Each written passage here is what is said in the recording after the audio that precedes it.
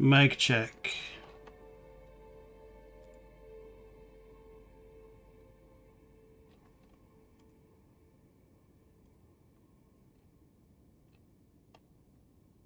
Alright, so you guys can hear me now? Okay, now I see it going.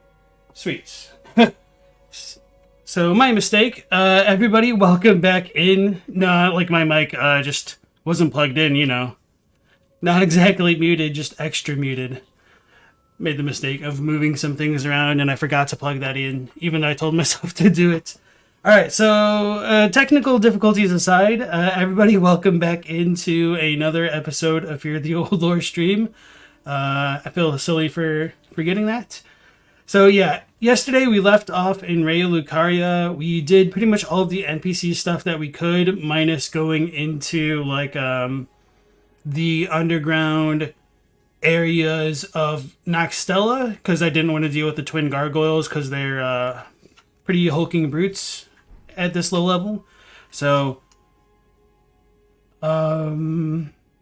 right, we pretty much done everything with Blythe and Ronnie that we could. I didn't give her the Finger Slayer blade because I want to still continue Celivis's quest, because as soon as you give her the blade, she'll kind of get rid of him. So we went into Raya Lucaria, we defeated the Red Wolf of Radigan, obviously, and so I was just recapping that at the very end of like yesterday's stream, I was saying that I think this is the oldest sigil of Raya Lucaria. I tend to call this like the primeval current sigil because you can see it on the robes of Lucette and Azur. So, well, this isn't necessarily like the sigil of the primeval current. It's just what I like to call it for clarity.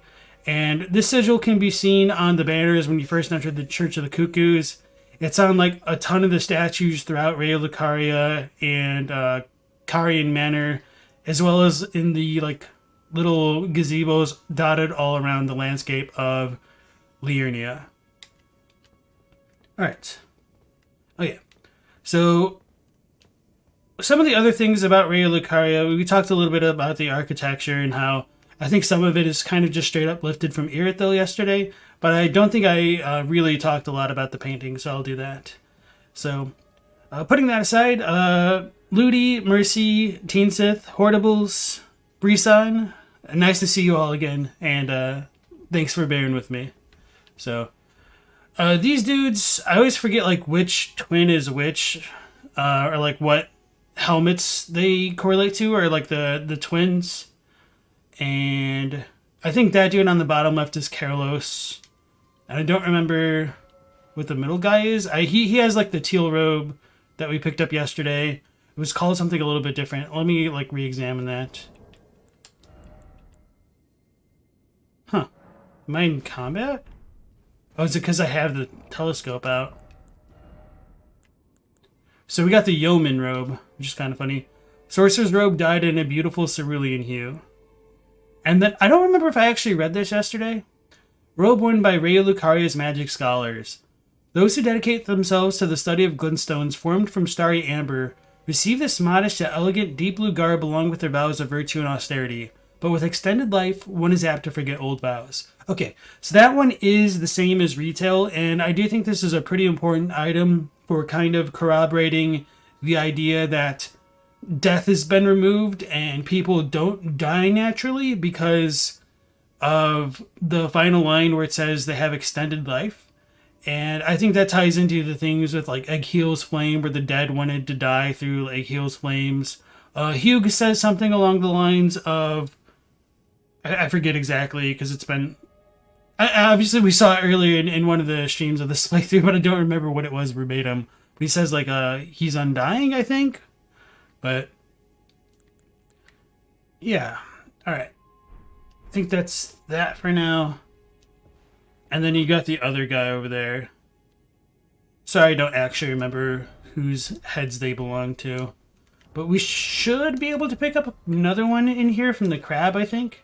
So Carlos. Oh, maybe he's the one on the bottom right, not bottom left. Okay. It's just two brothers. Cantrell, nice to see you again.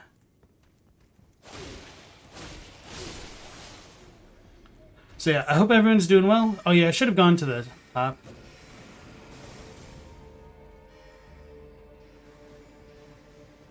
I'm pretty sure there's another spot where we could look at the little moon dial. Or maybe up here. No, the angle's not good.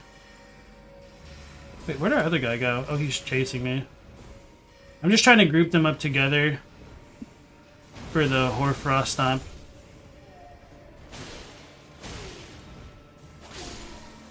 I should probably start re-leveling up my vigor.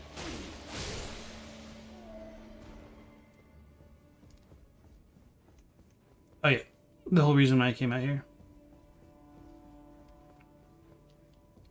So, out here we do have a painting of, obviously, Queen Rennala, and underneath it you can see like the Carian Blue Scepter, or whatever it's called. I'm pretty sure it's Carian Blue. As well as like a bunch of the masks for like the different conspectuses. So, I do like the kind of environmental details they spliced in around Raya Lucaria especially. The Vigor OP, what's been the most striking difference lore-wise between 1.0 and current patch? I don't want to spoil it, but I feel like, I mean, I've spoiled it in the Discord at some point, but I'll just say that it kind of like justifies some of my tinfoil hat theories on a video that I've already produced.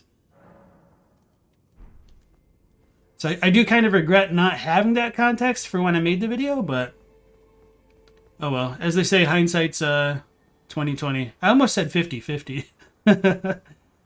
So yesterday, no, that wouldn't be the right way. So we do need to go to the left side. Okay. But before doing that, I thought that was a silver tier for 1 second, just like out of the corner of my eye. Or silver tier husk, rather. So there's going to be the angry Iron Virgin.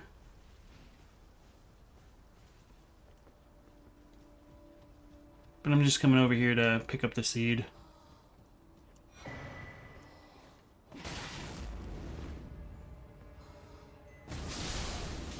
That's kind of wonky.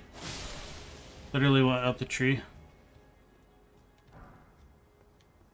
I wonder why all these dudes had rune fragments.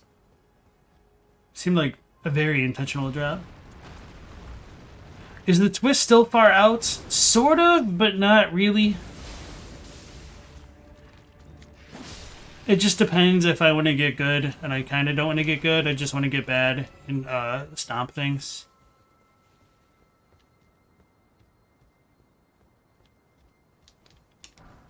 Right, I didn't think that was important, but I saw it, so I had to go for it.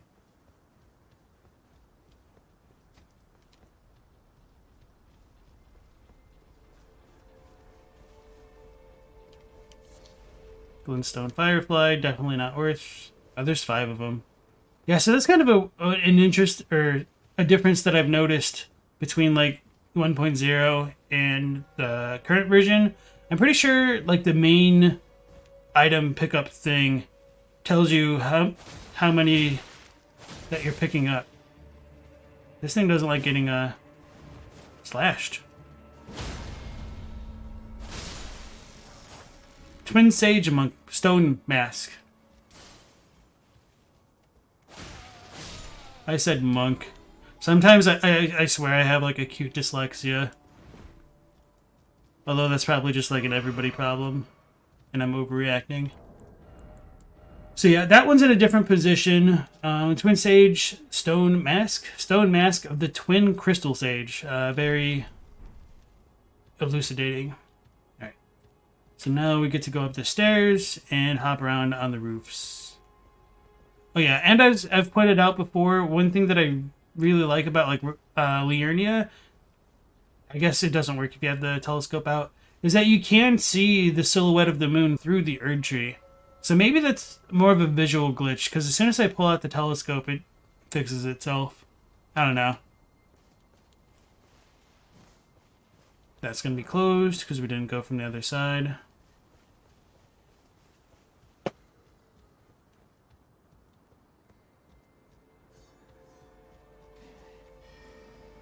Why did I stop? I should have known better.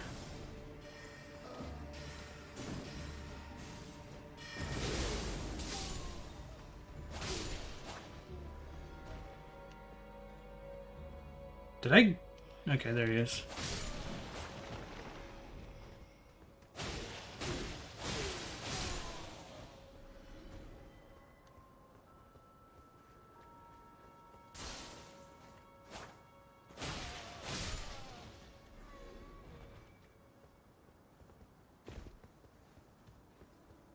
So this is closed off for now. We can get to it later.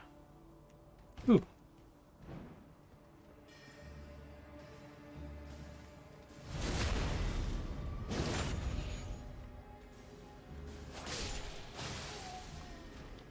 I don't actually remember if there's two here, or if that's just a slight difference. I thought it was only one.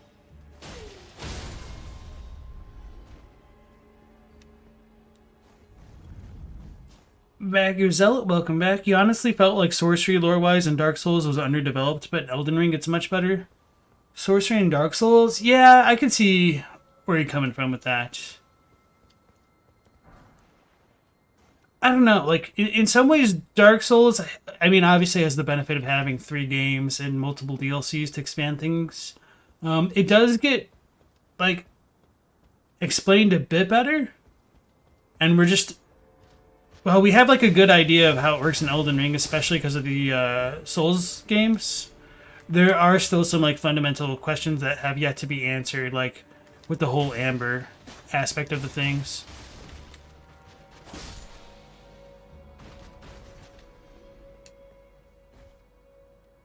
Alright.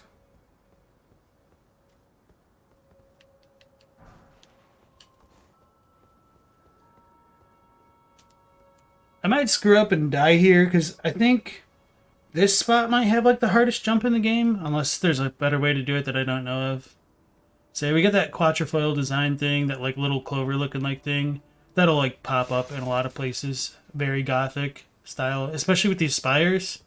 I think these are pretty much facelifted from parts of the Hunter's Nightmare in Bloodborne, or, like, Irithyll in Dark Souls 3.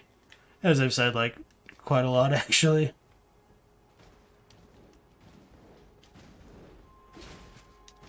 Oh, it lived. Damn it. My laughing was premature.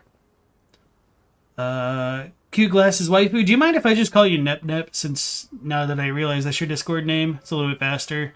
You think it was one walking downstairs and another at the top of the stairs in retail? Okay. Okay, so it was the same. Raya Lucaria is a very striking area visually, even in comparison to places like Fair Missoula. Okay. Yeah, because just like calling you waifu feels a little bit awkward. And Cute Glasses Waifu is a mouthful. So, thank you. Is there anything I want to point out about the statues? Nah, not particularly, I don't think.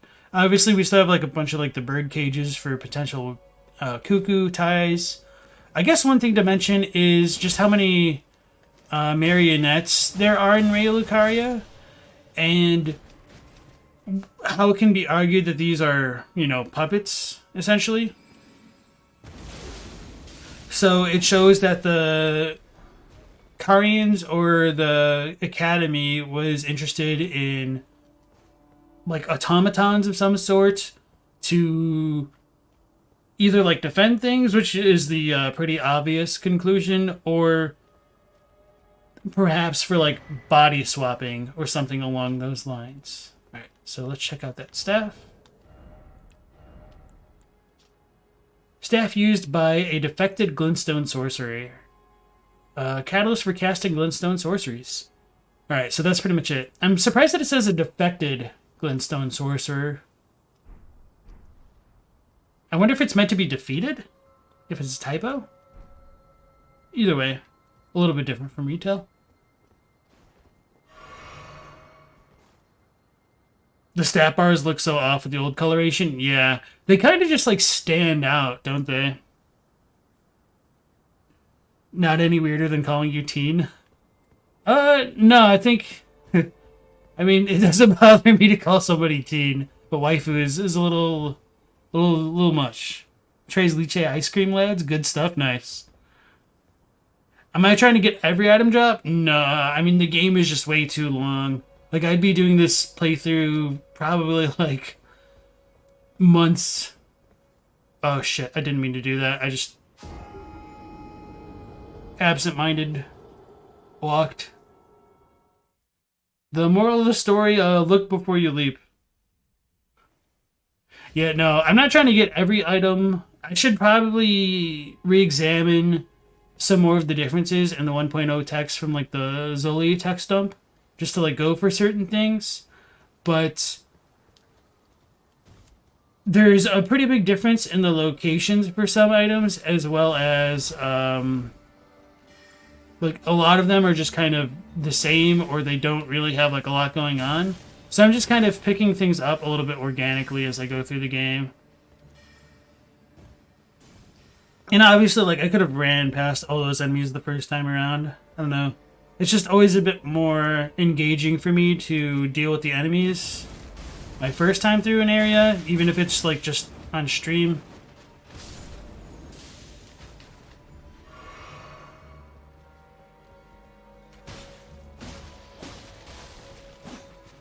Oh no, I hit the wall. That's what I was afraid of.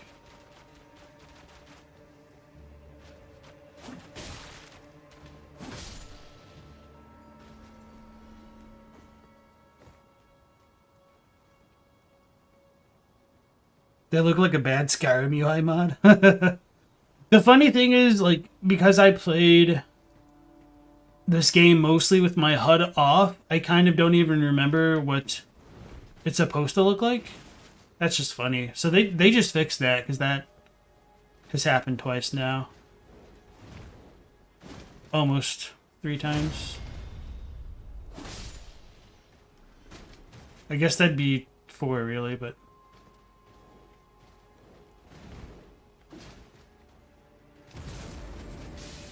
Bruh. So with this dude charge... Oh, I thought he was going to charge with the big spell again. I was going to, like, just get a sneaky backstab in.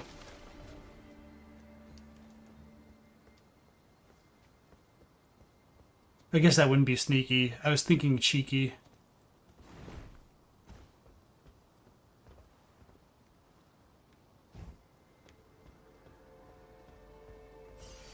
Yeah, so this jump has killed me a few times, with me actually trying to make the jump and not just, like, walking off the ledge like an idiot.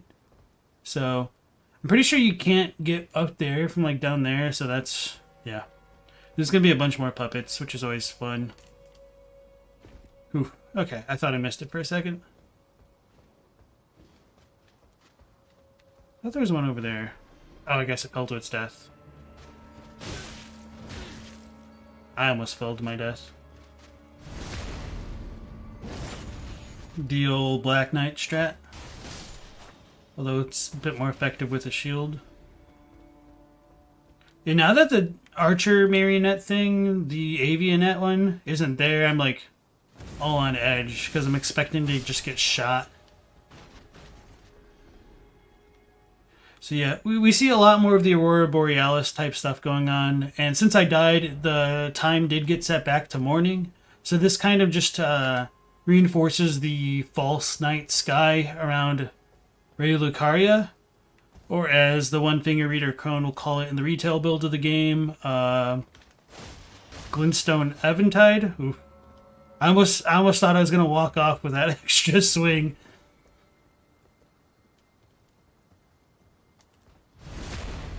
The surprising thing is, like, they didn't hide one, like, around there somewhere to just, like, come up and, like, push you off. That'd be more of, like, a Dark Souls 2 move, maybe. Speaking of which... Uh-oh. I was pretty lucky. Should I cast Starlight? No, I think I'll be fine. So just get some more random paintings. Not a lot going on here. In before Fear the Old Skyrim? Nah.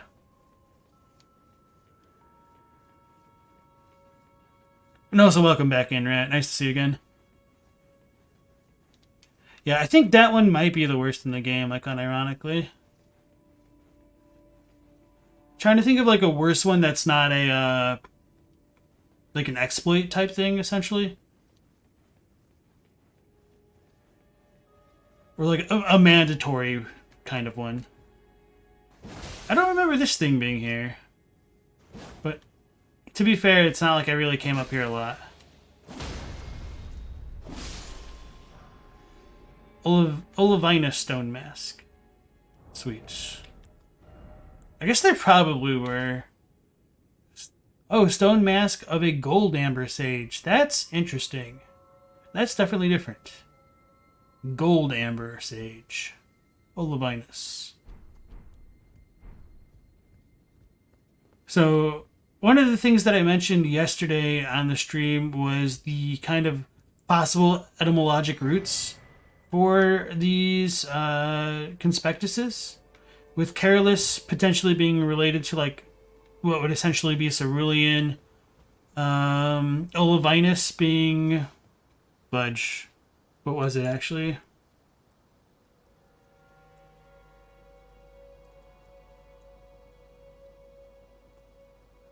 Olivine? I don't remember what kind of gem that actually is in like regular people terms. Haima being from hematite, and like the Greek word for blood, Haima, I guess. And lazuli being lazulite, like lapis lazuli. Olivinus? Okay, yeah. Yeah, so yeah, Brisson, I don't know if it's meant to be the same as Celivis's stuff. I mean, it definitely sounds that way, doesn't it? So, I'm pretty sure on retail, like, you're supposed to get the crossbow, the moon crossbow from that. Because I don't remember that, like, there being the crab up there. I mean, the crab might have been up there, but we just got the meteor bolt. Alright, so now we took a loop back to kind of where we started before we made the hell jump. So let's check out that meteor bolt. Unique bolt containing magic power, ammunition used with the Falling Star crossbow.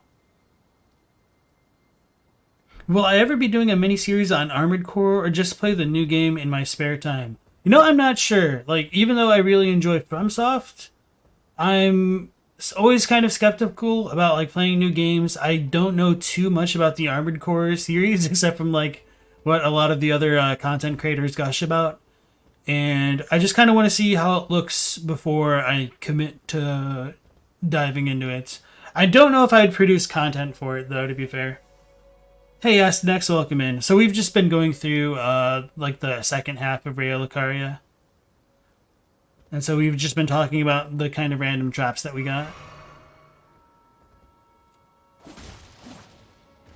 I love the jumping attacks in this game. They're super satisfying. Oh. Bruh. How come I can't fire so many so many crossbows like that? Fringe Folk Rune.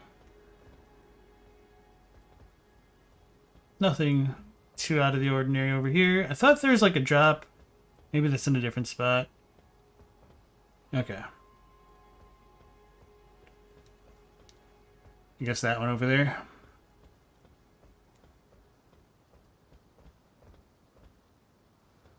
Should go in the same spot, same place rather.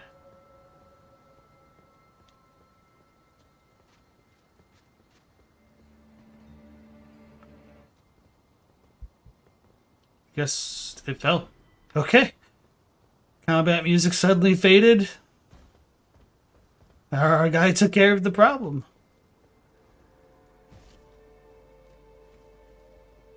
Patches originated in Armored Core. Yeah, I do know that much. And he's the no count in that, I guess. Something like that. So that's kind of like where one of his catchphrases come from. Where, like, he tells you to not, like, hold it against him for, like, what he did. But over the years, that kind of got a little bit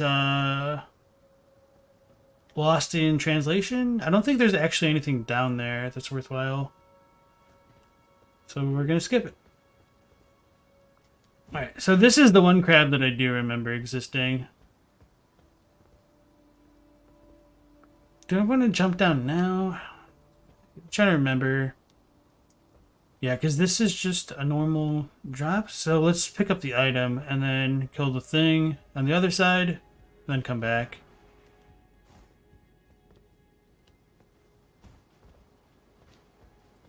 Uh-oh.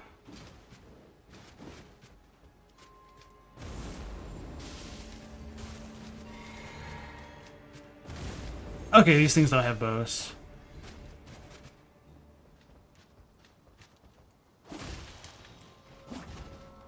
I'm scared.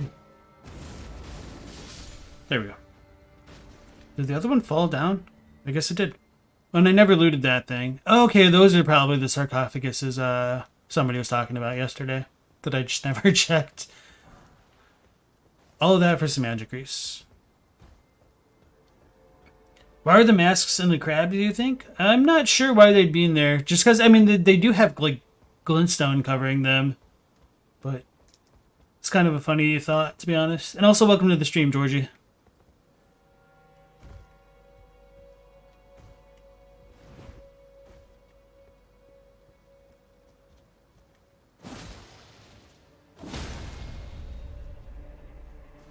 It's just so funny to me to miss that attack. I guess I could let it, like, do its thing. These things don't really have any special movements. They're very slow. Oh, I think they do have a breath attack, but I might be misremembering.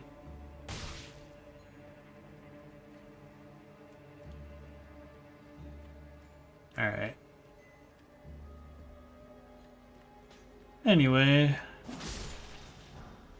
Carolo Stone Mask. I was wondering about that. Okay, I thought I did already have one. That's interesting. So you can get it from a random drop and from that one. So in retail, that one has the twin mask. I'm pretty confident. So it's interesting that it's changed. Some more abandoned puppets. Another...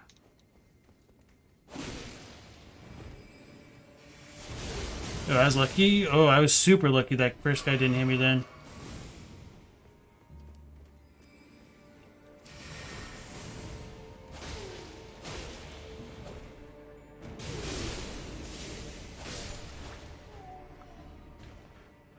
Right, where's our ladder? We're back in the Church of the Cuckoos where we first originated. And we can show off the one banner that I had mentioned earlier in the stream. Shattering Crystal. Sweets.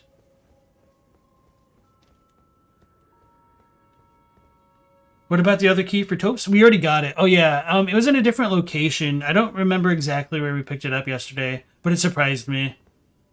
I think it was in the one room behind the hidden wall, but I might be misremembering. I'm pretty sure that's it, though. Oh, you can't see it from this angle?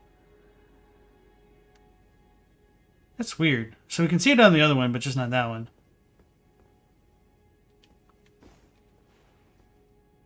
Alright, yeah, so that's the sigil that I was talking about on the banner in the research hall, or not research hall, in the debate parlor. And on Lusat and Azur's robes.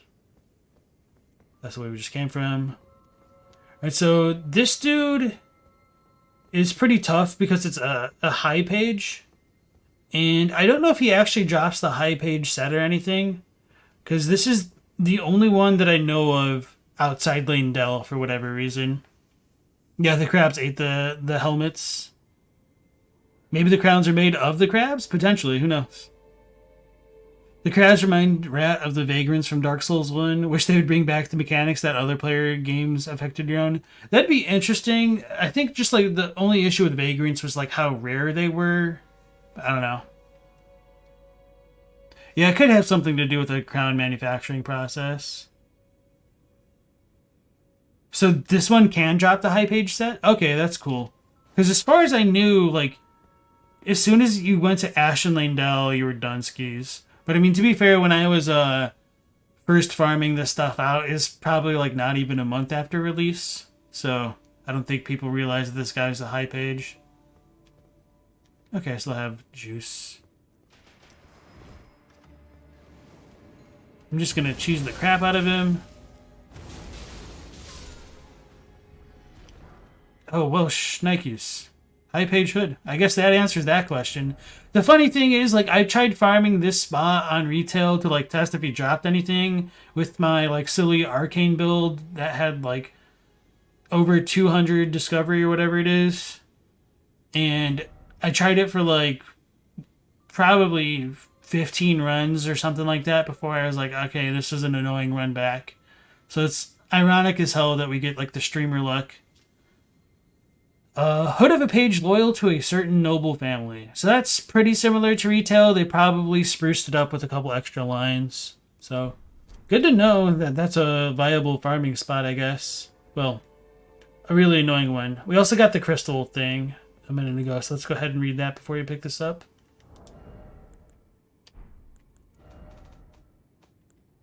Crystal shattering crystal. Fires bursts of crystal at enemies. Oh, who'd thunk it?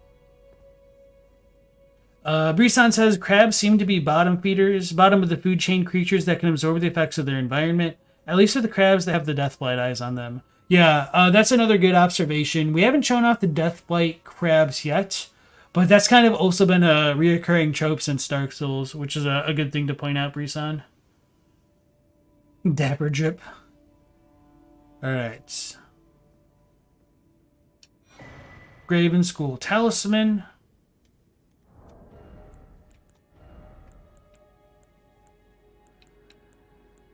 I'm blind. Oh. A talisman depicting a school of Graven mages, the nightmare of the academy.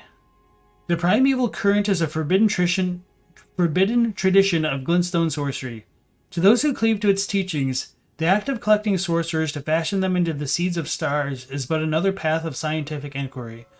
So I really like this description, and this kind of just ties back into some of my idea that, like, the stars are related to souls, and why I think it's possible that, like, the souls being guided, or, like, the souls leaving the body could be a kind of reference to returning to the primeval current and becoming one with the cosmos.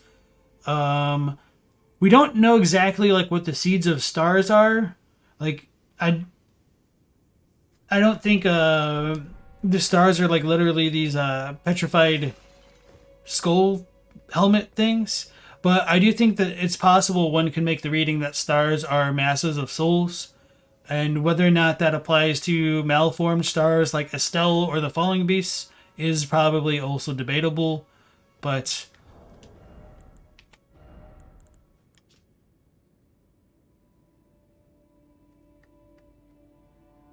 the fact that you can kind of graft people together to create a pseudo star, I think, does lend to that interpretation. We don't know exactly what Sellen was going for by doing this, but we do know that Sellen is the one who more or less grafted some of these schools. This is a practice that could have originated with Lusat and Azur, I think, but that's just kind of up to personal interpretation, because it's not like Lusat and Azur are called, like, the Graven school teachers or anything like that. So I think Sellen might have just tried to graft herself in with Lusat and Azur, but to tie that back into her, many people believe that the painting in this room depicts her. It's a little bit hard to see because she's a little darkened, so let me drop a good old glowstone for us. And it does kind of match the depiction on her mask. She has, like, the green gemstone. I don't remember if... No, Sellen's is different. I think it's just, like, a random silver-looking pendant. So there is, like, a slight difference. She does have, like, the Raya Lucarian robe on, but, I mean, pretty much everyone does here. So you can more or less take this how you want. But with her painting being next to the Graven school specifically, I think it is a good potential that this could be, like, a reference to her. But the last thing I do want to talk about with the Graven school mask for now is just, like, with it being in this mountain of glintstone, we do finally get a kind of another depiction of a false night sky, although it looks kind of wonky in this version of the game. So glintstone producing night does have a bit more canonicity in this room alone. I wish they like kept it up in some other places, but oh well. Yeah, Walter Cook wondered about that. Mash a bunch of sorcerers together and you get a falling star beast. There's probably something a bit more to it. Like there might be just like cosmic anomalies which cause them to not form properly. But I don't know. Hey, El Degusta, welcome in. So we just kind of went through like the second half of Raya Lucaria. There is no moon crossbow thing here in this version of the game. But I think there were a couple more crabs, but I don't remember. Mother Slime. El Degusto says, they think perhaps stars can be made from souls rather than saying stars are made of souls. I think you probably need to reiterate that. Seeing a false night sky and say Glintstone Cave would be super cool, not gonna lie. Yeah, I agree wholeheartedly. So, I mean, I really enjoyed that they put it here, but I wish it was in more places. I thought that puppet was carrying, like, a chair for a second. I was like, is this a WWE? What the hell?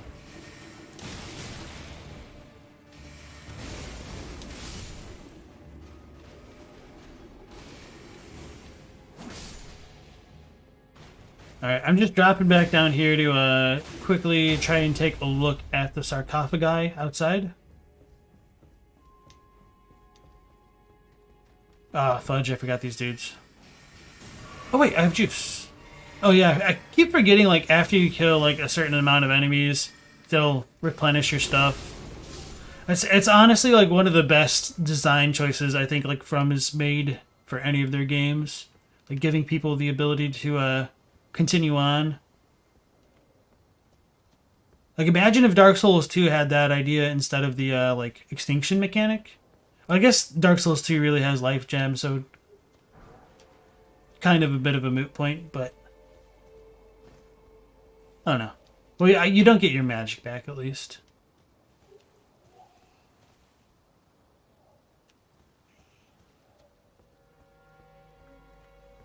Oh, wait. Where is that place? It's up there. How do I get back over there?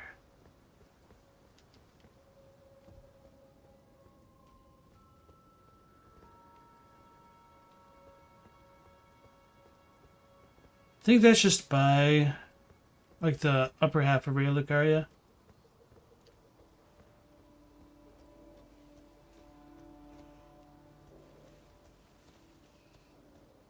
Where's the screeching coming from?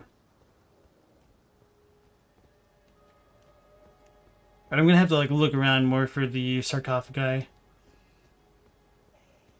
Are they the birds? Oh, this place, right? No. I'm an idiot. There's an illusory wall?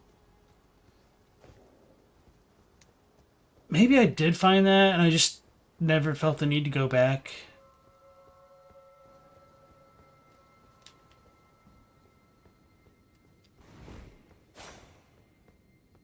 Yeah, because I definitely remembered this spot.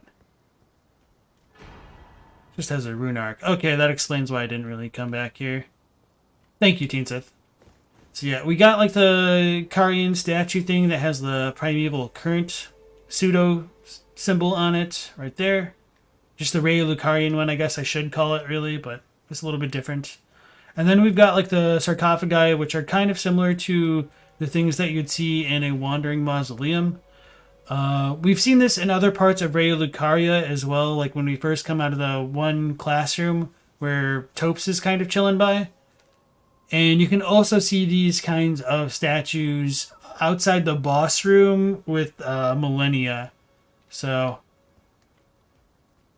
these could just be like a kind of placeholder art style thing.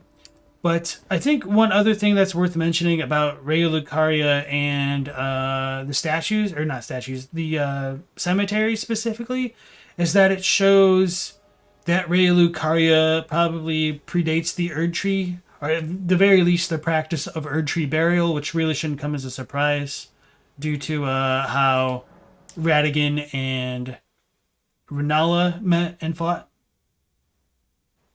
All right, so let me see what Nep Nep said for El Gusto's translation. Stars can be made from souls rather than just being made of souls. Okay, that's kind of how I read it, but I wanted to make sure. Yeah, like squares and rectangles. Okay, I'm following you. Sanjeev, welcome in. Doesn't the Graven Mass in Kaled have starry mist around it? I don't believe so, but I don't think it's a Graven Mass thing so much as it is the Glintstone. But you might be right. There's also a Graven Mass in the Albinoric Rise and the Consecrated Snowfield, and I'm pretty confident there aren't any Glintstone like specks in the sky either. Should probably level up. Okay.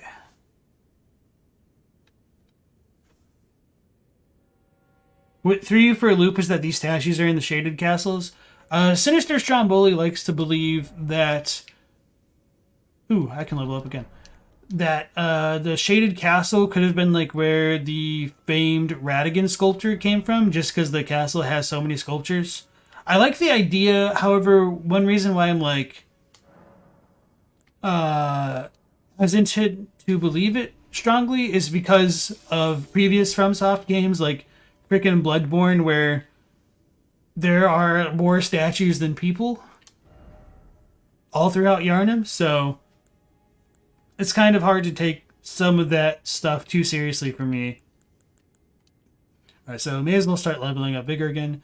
I always forget just how freaking much HP like every level gives you in Elden Ring. Like actually feels good to level up HP.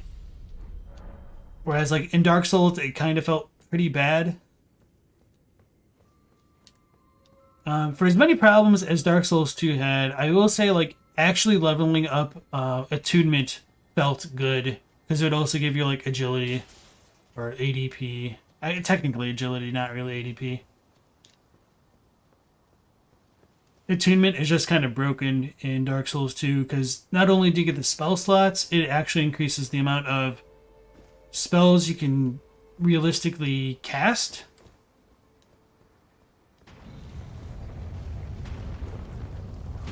Crystal Dart. This thing sounds a lot louder. Could just be my settings though. I think I rolled a little bit too early there. Roll calling Finger Remedy. Alright. So this little sigil is kind of interesting because it's like a warped version of the Raya Lucarian Glintstone Sorcery Sigil, as well as like the Celian one, or the Nox one, I guess, the Night Sorcery one. So it's a little bit like twisted, like it's spun around, and it does have like the 4 like locuses on like what would be the cardinal directions, but I don't remember if that actually stays up there when we go up there, so that's why I wanted to check it out down there. Oh yeah, and we get to fight like Moongrum, who's typically pretty tough to deal with, but he shouldn't be that bad with the thing. So this one, I remember just being a pretty big disappointment because it just like takes you out to Liurnia and doesn't take you anywhere. So I'm gonna at least unlock the shortcut, which I don't even really use because I think going up the ramp is typically faster because you don't have to like deal with any enemies trying to flank and gank you. So Carrion Knight Moongrum, so his name is still the same, that's cool. Yeah, it's kind of hard though. I was trying to catch him before he juiced. Okay. We should get to Carrion Knight set. Oh, just the shield, that's right. Oh no, I had the extra potion because I had 2 slots. I forgot about that. Okay. Put an F in chat if you were there for the DS2 Lightning Spear nerf. Rising Male, welcome in. Nice to see you. Bloodborne gets a pass because it's a gothic thing. It's why Gotham said he has so many weird giant statues in Batman Medium.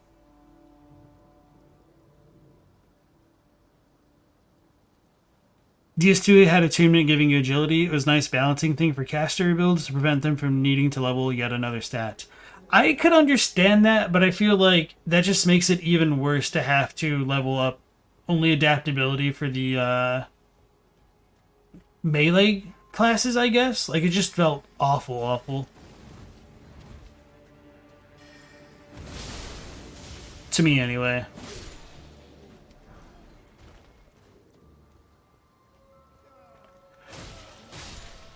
It didn't help to me that it felt like Dark Souls 2 was being played at like 75% speed. Like, I kind of wish there was a mod, and there might be one, where like it increases the game speed by like 50%. I think it would probably feel a lot better to me, but I don't know. I'm trying to blink. How do I get up there? Oh yeah, I think I like need to hop over a wall. And then...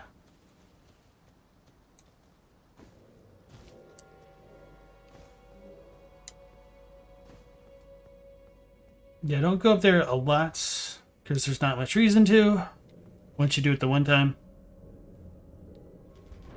You don't think you've seen a more hated NPC enemy in any FromSoft game than Moongrum? You think he's hated more than, like, Urie from Bloodborne? Well, I guess, you know, this game is a lot more popular, so you might be right. What's another hated NPC? The Dark Souls 2 invaders in the DLC can be pretty annoying. But I really like just kind of how much they resembled an actual player invasion. I think that's probably like one of the best things that Dark Souls 2 ever did, to be honest. Just like having the one dude transform himself into a barrel to stab you in the back. That was freaking funny and great to me.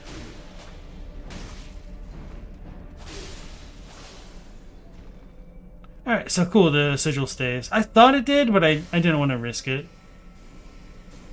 Who's shooting me? Oh, where did he even come from?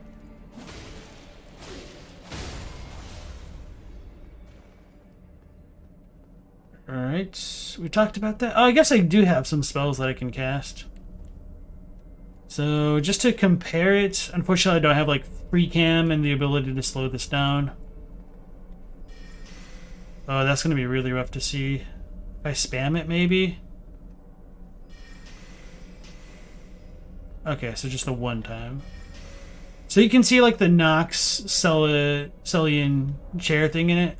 We might actually be able to see it on the things themselves.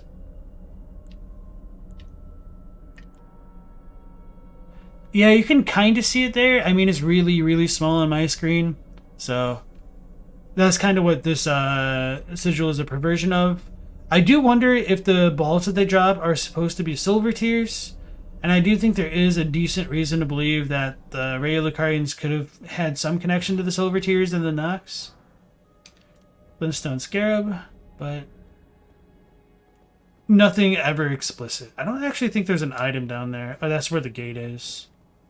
Good enough to just drop down there. Alright.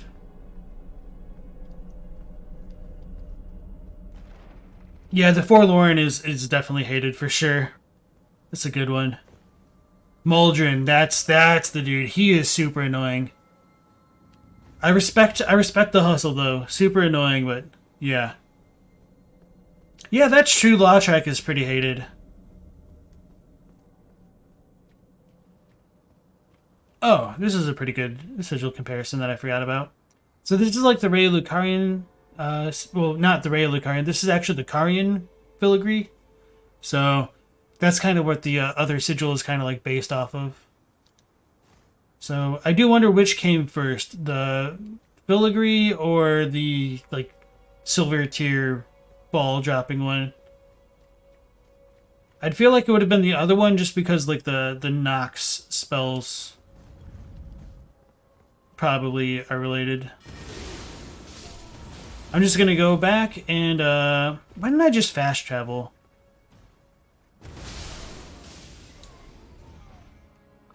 I feel like this is such an old man gamer move. Still not used to the current way of doing things. You can kick Lautrec off a cliff. It's true. Hey, El Gusto, you got these emotes now. Ratchet Games, welcome in. What actually happens to the ball after rolling on the stairs? You don't think you've actually looked for it? So there's like a ramp, and it just goes. We could show that off, because I pretty much always take the ramp way anyway, because it's ironically safer than the shortcut. And it might actually be faster. I don't know. Probably not. Like, that does look like a straighter line than this does. But we can show that off. If you're just like trying to bait me to get hit in the back and fall off, that'd be funny.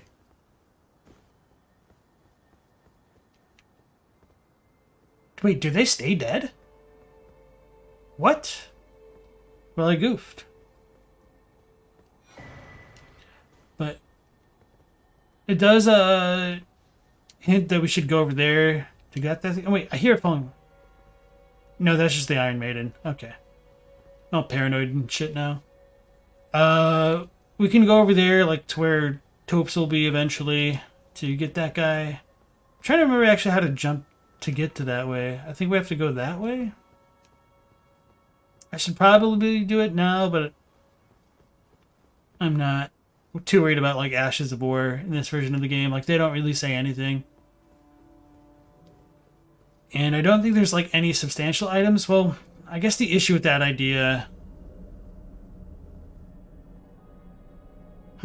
is that things have been out of place in other parts of this. So I should probably go look for it.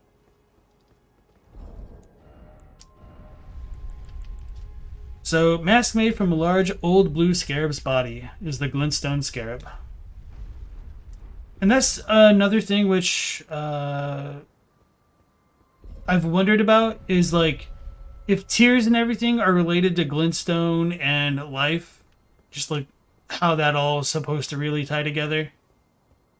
I don't actually remember looking at these things very closely. Okay, so these are just smaller versions of these ones.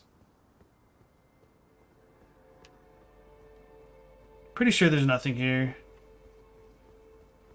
But now I'm like curious. Okay, that's what I thought. Yeah, Petrus is another hated NPC.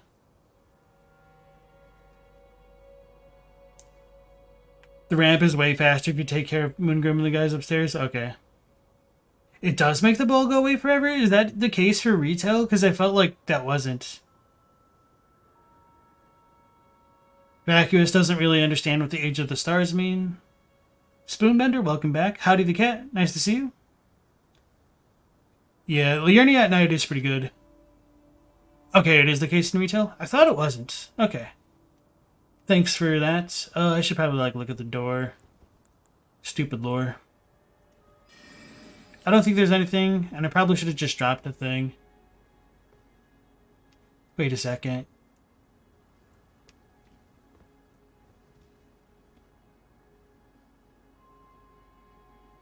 I feel like this is copied from Dark Souls 3, but instead of being green, it's brown. I'm trying to remember what door in Dark Souls 3 has this. My initial impression was Anor Londo, but I know in Anor Londo it's got like the weird figures on its door, so this might show up in Anor Londo, but it's not the first one in there. So maybe a Lothric. Whatever, it's not important, it's just caught my eye. Timmy Johnston, welcome in. You just noticed how similar the layout of this area is to the stretch between Pontiff Sullivan and Anor Londo and DS3. Cathedral of the Deep. Yeah, I was wondering if it's Cathedral of the Deep. Yeah, maybe it would be the side door where like you can't access it at first by like the Grave Wardens. That might be it. Because I was, this weekend when I was like making the lore video, how to look for lore video, I was like looking for some of the other architecture things that are shared in common between Elden Ring and the other games. So, yeah, I do think that one came there. We do have like a bit of a different rug for once, and interestingly enough, it looks like this has lilies on it, which, I mean, you could make the connection to like Mikola or Melina. Most likely like Mikola, just because there's a good chance, maybe not like a good chance, But there's a possibility that the Rune of the Unborn that we get from Rennala could be related to Mikola because it's kind of mirrored to Millennia's Great Rune.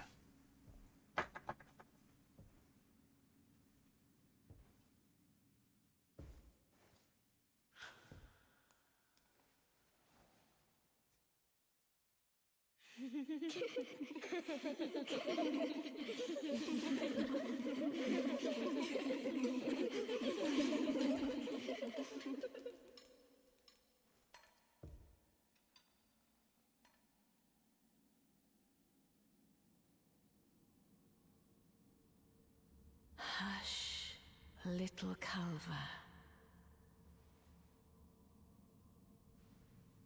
I'll soon birth thee anew, a sweeting, fresh and pure.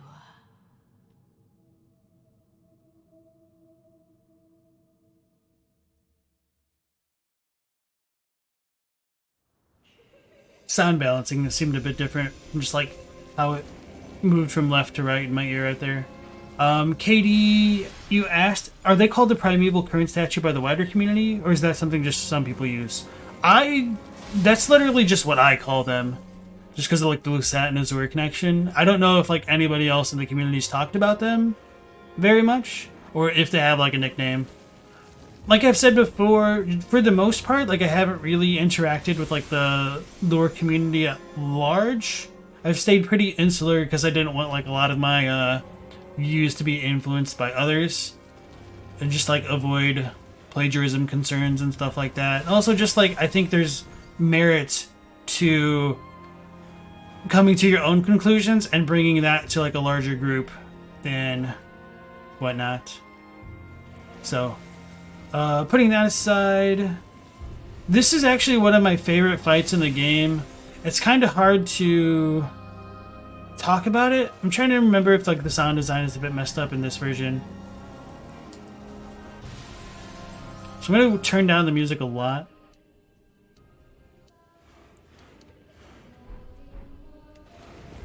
So because like the visceral sound effects are so freaking loud in this game, I always turn my sound effect down like super low, which is really bad for this fight.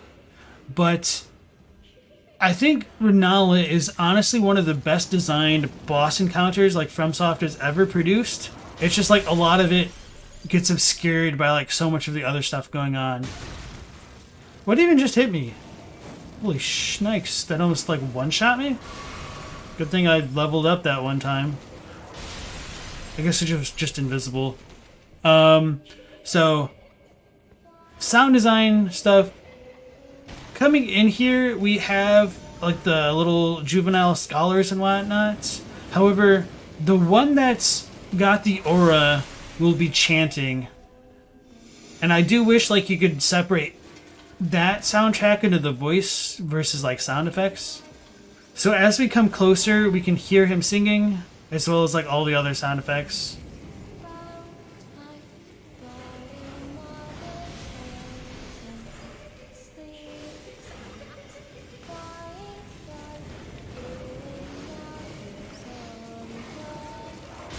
Alright, so I'll type into the chat what they say. Hopefully I don't like get got, because it might be kind of hard to understand me.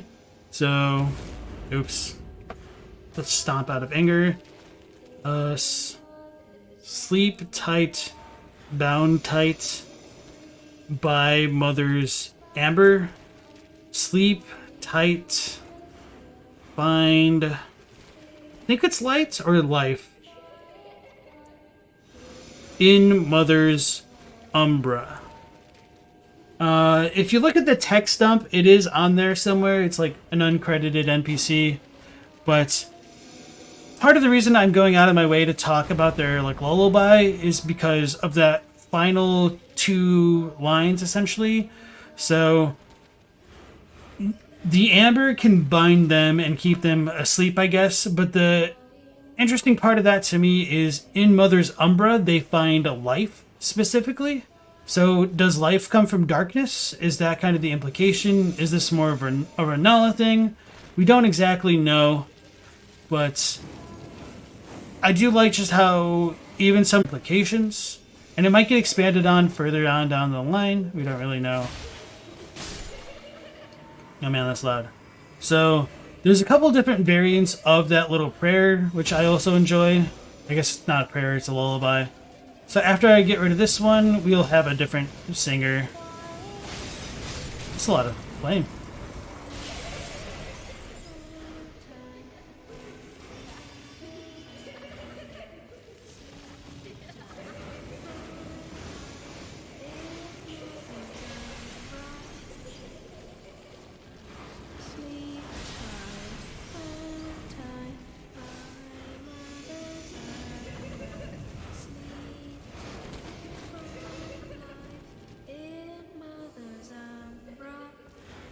Okay, so once you kill these things 3 times, that'll cause Rennala's aura to crack, and she'll fall down.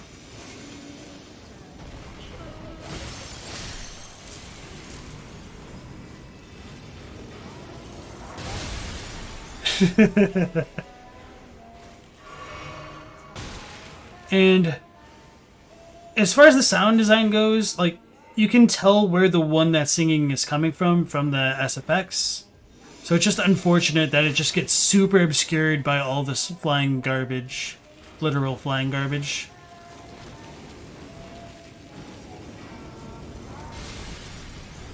Alright, I was gonna, like, attack it, but let me adjust the sound before, like, Rennala turns into glass.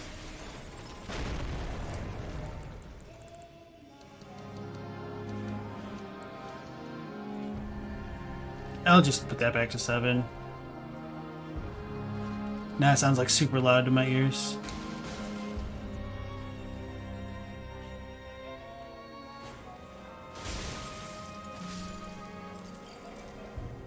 Alright, so she'll fall down. I'm not gonna like end it in this phase, because she'll have extra attacks based on like how much HP damage you do.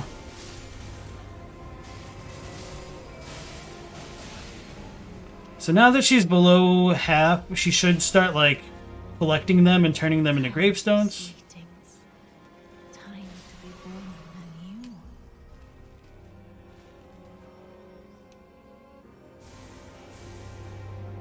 So they literally turn into tombstones.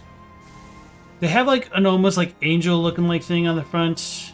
I don't think they actually have heads depicted on the tombstones, but I might be wrong about that.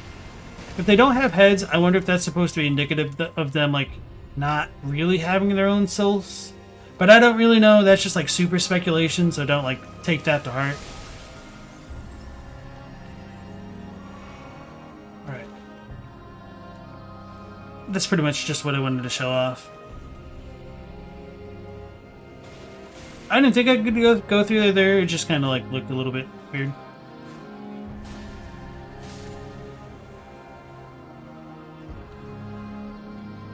Alright.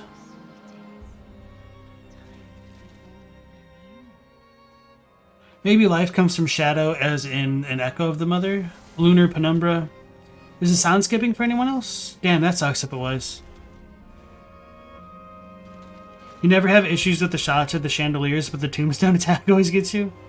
Okay. I'm making you want to do another run. What build do you suggest? The one that you want to do.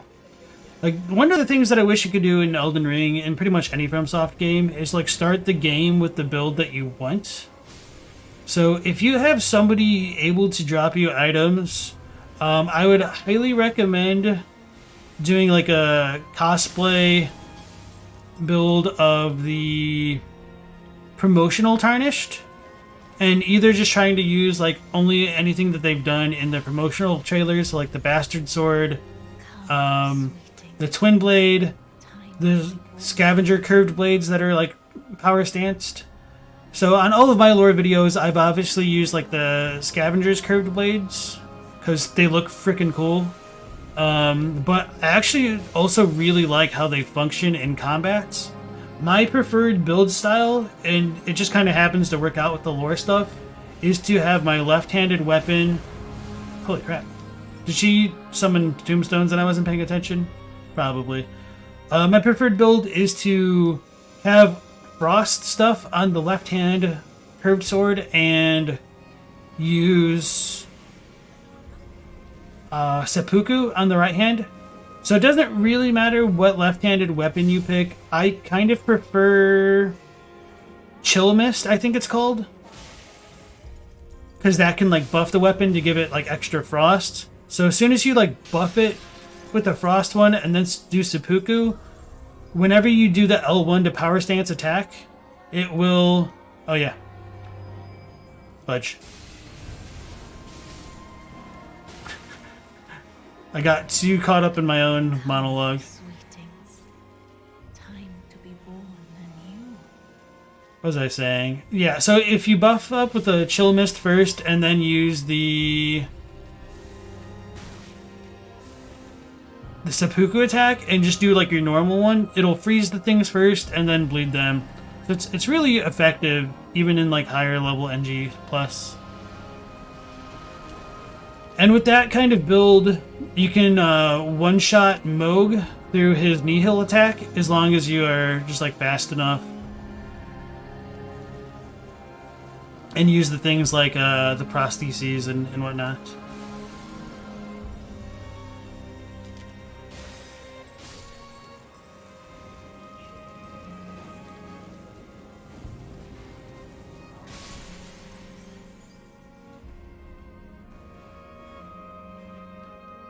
But if you've already done something similar to that, I would kind of recommend, To be born anew. just for the experience, like using a super, like a colossal weapon and just like abusing the hell out of like jumping attacks. It's not super great for like a lot of the content, unfortunately, because I think Elden Ring should have like brought back the limb break system. But it's very satisfying like once you actually understand like the gameplay loop of it. Yeah, I forgot about that. There we go.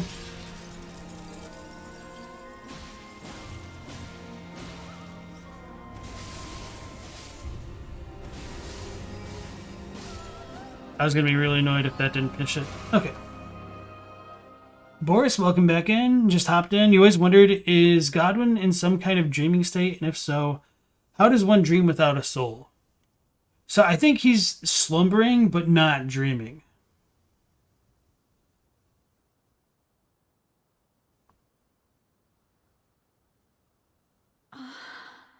My beloved, have no fear. I will hold thee. Patience. Ye will be countless born forever and ever.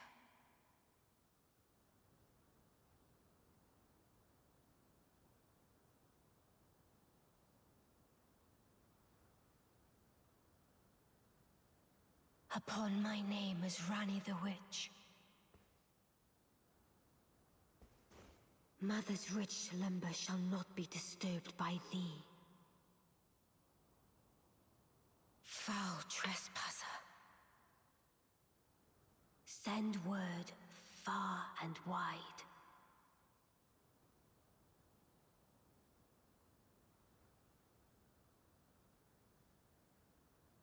Of the last queen of Caria, Rennala of the full moon.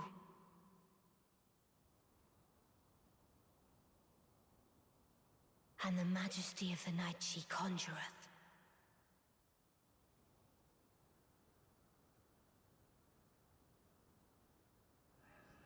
Alright, so there's a lot to unpack with that one. I should have ran straight at her to begin with. I'm just gonna die so I could like monologue. Lieth under my moon.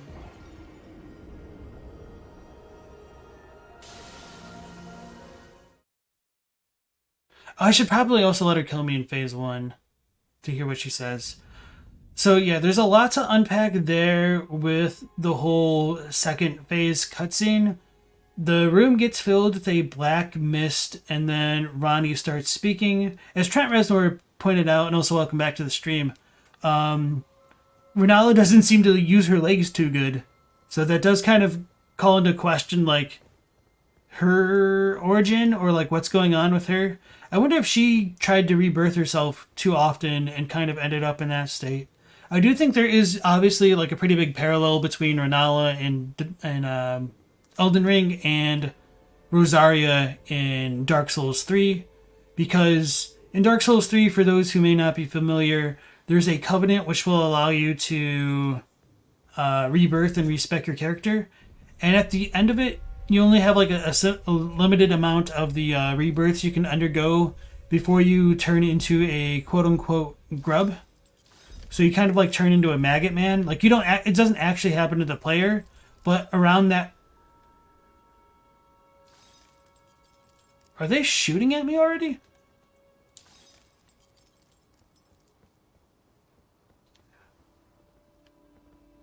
Okay, so around the Rosaria Covenant, you can see like a bunch of the grub maggot people, and they just kind of look like grubs. It's pretty self-explanatory.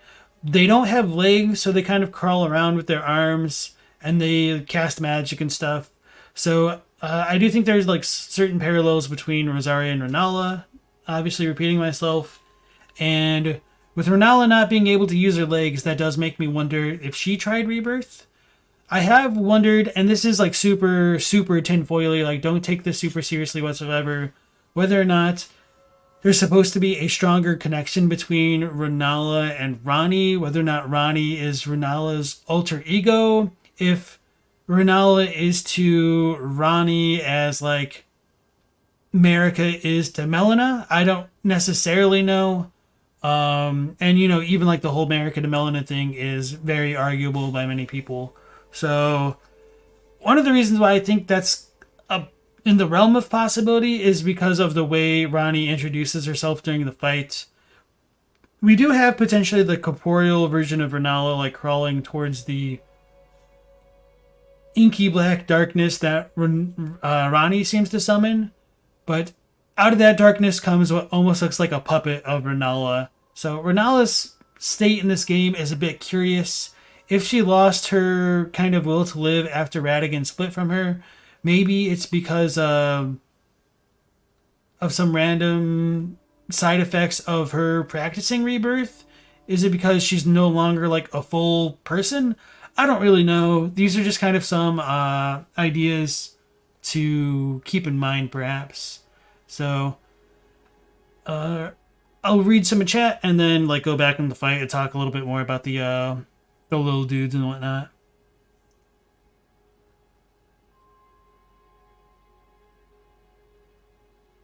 You're kind of disappointed that Ranni doesn't even have any dialogue after you defeat Rennala. Yeah, it's like I said before, like we've already joined Ranni's entourage, so it's also super strange that Ranni's not like, oh hey, beloved, or what's up, Tarnished? Why are you here? Like the fuck? I thought we were cool. Oops. Yeah. Maybe we meet an artificial Rennala and the real one slumbers somewhere. And that's a possibility. We might fight like the real one in phase 1, and then Ranni just tries to cover her back in phase 2. We don't really know.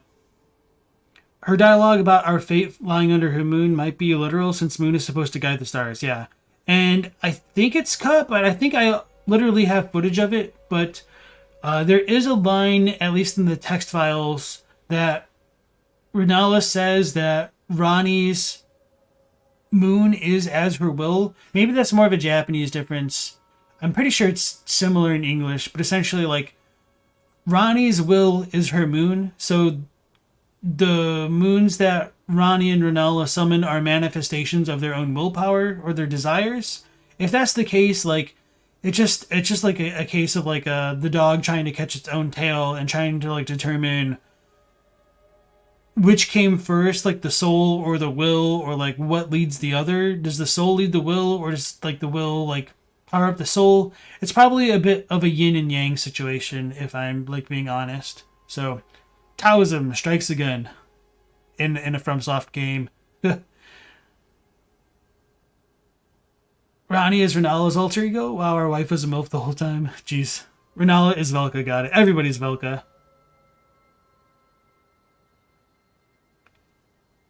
It's also interesting how Selen clearly can't do anything to Rennala beyond pushing her into a corner. It's true she isn't a demigod, so she'd have to rebirth herself to have lived over these thousands of years. Well, she could have been given grace to some extent, or like just never had her grace removed by America. So she's like a pseudo demigod, and for what it's worth, there is a couple item descriptions. I think it's Radon set that says that they were made into demigods when Radigan wed America. And that line really annoys me because it's not like listed as hearsay as far as I can recall. Yeah, and as Teen Sith says, there's also a really good chance that it's an illusion or trap created by Ronnie to protect Rennala. I think that's like the most likely outcome, but I did want to just like mention the tinfoil stuff because I don't know if anybody's like really talked about it, and that's just kind of like, you know, one of those random things. Elden Ring is especially frustrating as a FromSoft game just because compared to like Dark Souls, where it gets a little bit tiresome to say, oh, this and that character are the same or they're related, it does not help whatsoever that we have multiple characters being one character in essence in Elden Ring with Shabriri and Yura, Hayata and Arena, and of course Radigan and Marika.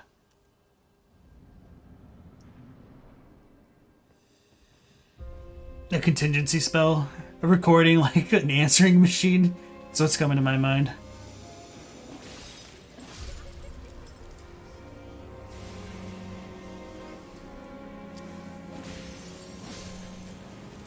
Lifespans are odd, even the old sorcerers are centuries old. And also keep in mind, we did pick up the one Raya Lucarian robe that talks about extended life. So it doesn't seem to be completely relegated to the demigods.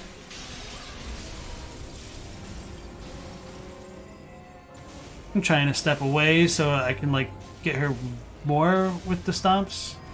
My damage is a bit low. I mean, obviously, in the context of, you know, this fight, it's extremely good, but I'm a bit more used to not even needing the full damage phase to kill her. I should probably just drink now.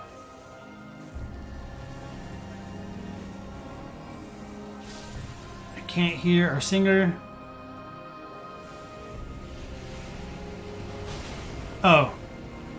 Forgot about the sweetings. There it is.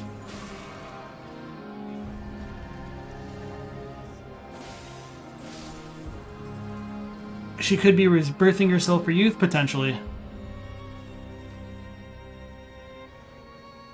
You can't see Ronnie let her mother die. There's no motivations given for barely anybody. Yeah. The timeline's really mysterious, which makes sense because, of course, the characters in universe would have a skewed view of time due to their lifespans. Yeah. And like that's kind of like how Ronnie opens up the game. She's like, oh, it was an age ago, but I still remember it. Trying to wait for those things to come at me.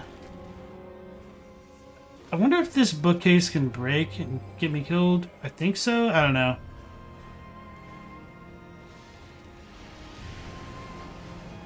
Hey, okay. Made the smart choice.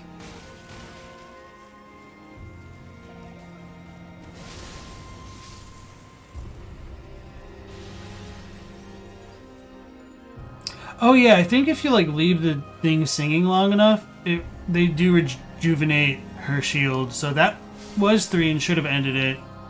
But I think I just took too long because I was reading chat.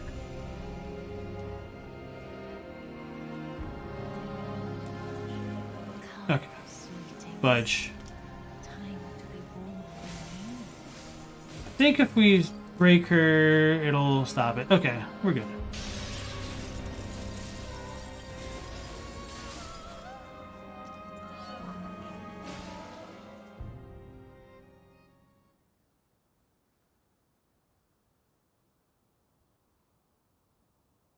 Any deep lore on what the amber egg actually is? Not really. At least not like hashtag deep lore. My beloved, have no fear. I will hold thee. Patience. So it does look like some of the lines were revised slightly. Forever and ever. And one of the things that I really like about Elden Ring is the way certain bosses can make these kinds of liminal spaces. Like Ronnie slash Rennala and Rykard with like how he creates a fiery lava-filled sky. Disturbed by thee. Foul trespasser. Send word far and wide.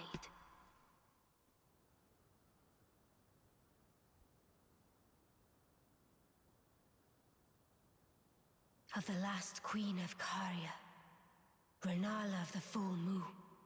I forgot to let her kill me in phase 1. And the majesty of the night she conjureth.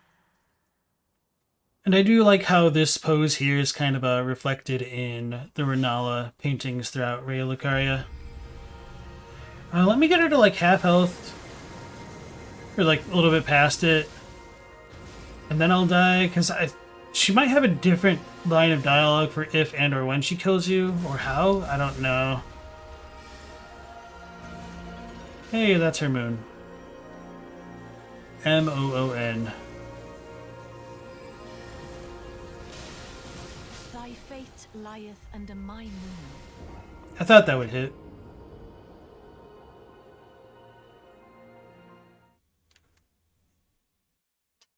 Is she the same voice actor as her daughter? I don't know. It's something I'm pretty bad about doing is like double checking the voice actor list and cross-referencing them.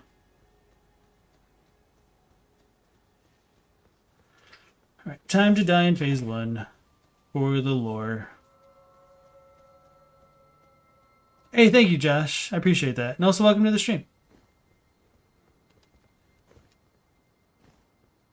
Yeah, and if you are a newbie, we're definitely like going through this version of the game and talking about a lot of the lore differences and just kind of the lore in general as you kind of make somewhat typical playthrough of Elden Ring, maybe?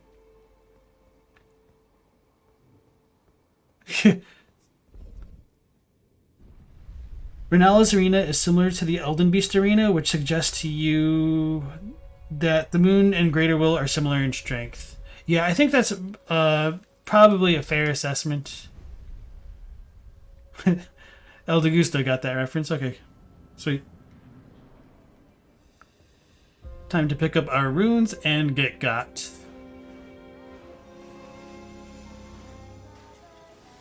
Though, maybe I need to get crushed by her tombs. I was not trying to do that. Here, okay.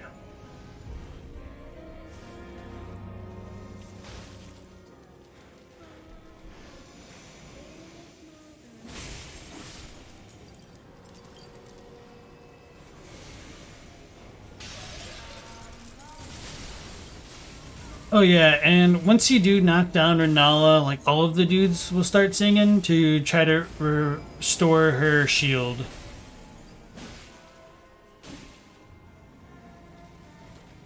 Come, sweetings. Time to be born anew.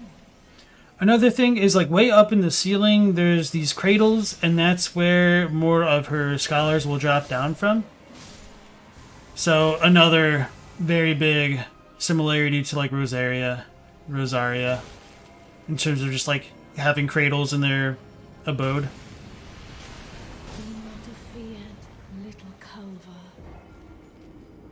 Alright, so not too much there. But I still can't believe they managed to get like a Culver's product placement into Elden Ring. Elden Ring, Jesus. My misspeech there is probably funnier than my stupid joke to begin with. Culver's isn't even that good.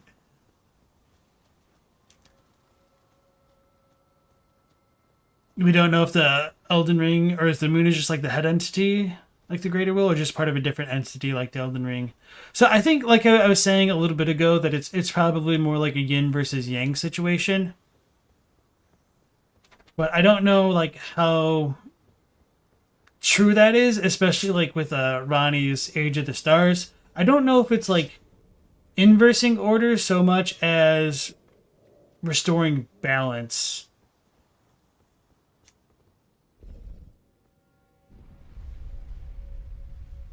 Her scholar children aren't actually spiders, they're caterpillars. Whose? A clover is an archaic name for a pigeon? I didn't know that either. I just know like it can like refer to a child or like a baby perhaps.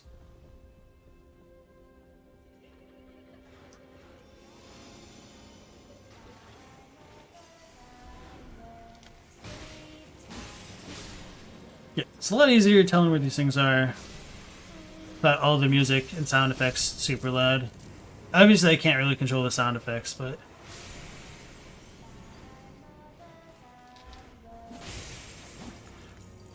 so really good design, just a little bit hampered in its execution.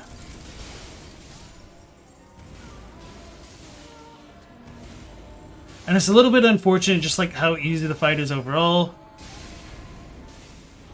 I thought I'd be able to make that last hit. Come, sweetings. Time to be born anew. Oh yeah. Don't get hit by the bricks.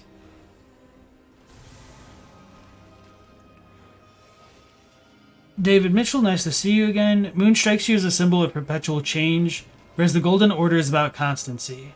The world frozen perpetually on the verge of autumn. That's a very poetic way to say that. I appreciate that. Isn't any new order restoring of the balance? If the Greater Will just wants order, there would be no standard. Well, if you take what Ronnie says in terms of like the meddling of the outer gods and stuff. Oh, that's fortunate. And like wanting to keep the order away from everything so it wouldn't get... Was that 3? I thought there was only 2. She wanted to keep the order away from the lands between so others would stop messing with it. Damn it, that sucks. I should have drank beforehand. Come, sweetings. Time to be born anew.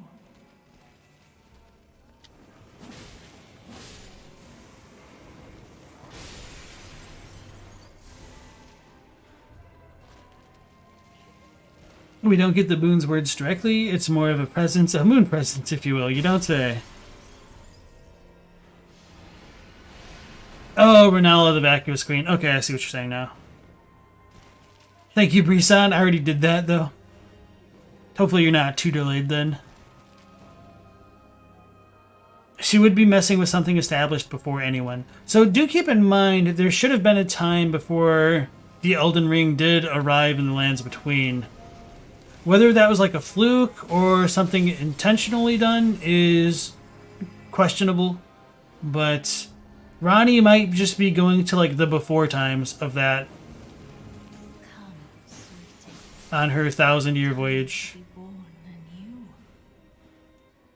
I hear it.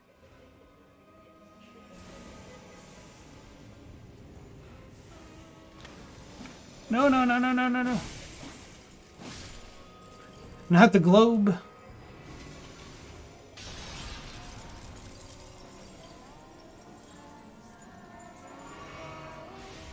Alright, so when we go into phase 2, I'll like do the bum rush sprint at her to get behind her while she does Comet Azure, which is also a bit of a random spell for her. She does know like primeval glintstone sorceries, or primeval current sorceries.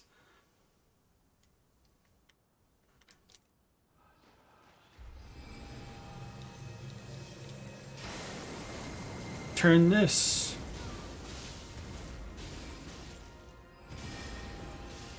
She is turning it. Okay. You think the Greater Will just wants like a viceroy or a satrap to rule under its auspices? It's not terribly picky beyond needing something powerful enough to achieve it. I don't even know if it really cares.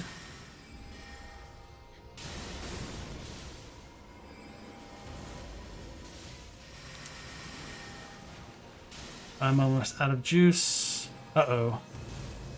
Roll forward? Okay. She should summon things. There we go. I think I must have interrupted her thing. For some reason, I looked at her health bar and I thought it was like mine. So I like freaked out.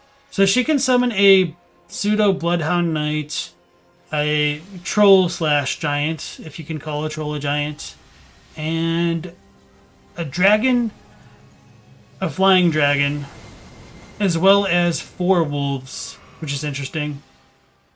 So the set of spirit ashes that we get from Ranni is only 3. Rennala has 4. So, not that I really think it. You might be able to argue that she could have had like a connection to Farum Azula, but I think that's kind of a stretch, to be fair. Are you going to summon anything else?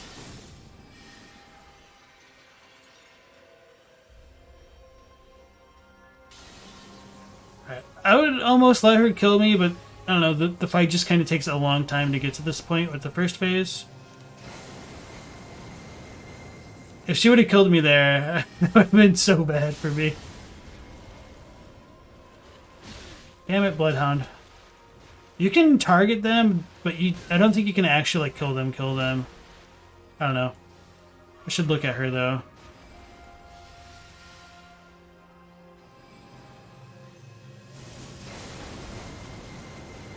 There is a little bit of a delay between like going from the sprinting animation. My dear daughter, weave thy night into being. Bit of a delay between going from the sprinting animation to like the dodge. So that's how come I keep getting clipped a little bit.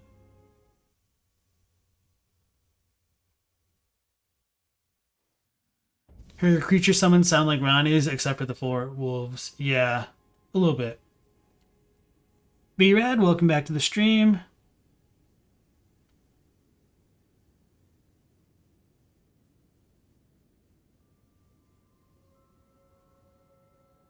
Hoarfrost is the embodiment of I'm not going to sugarcoat it, unless you deal with something that can't bleed.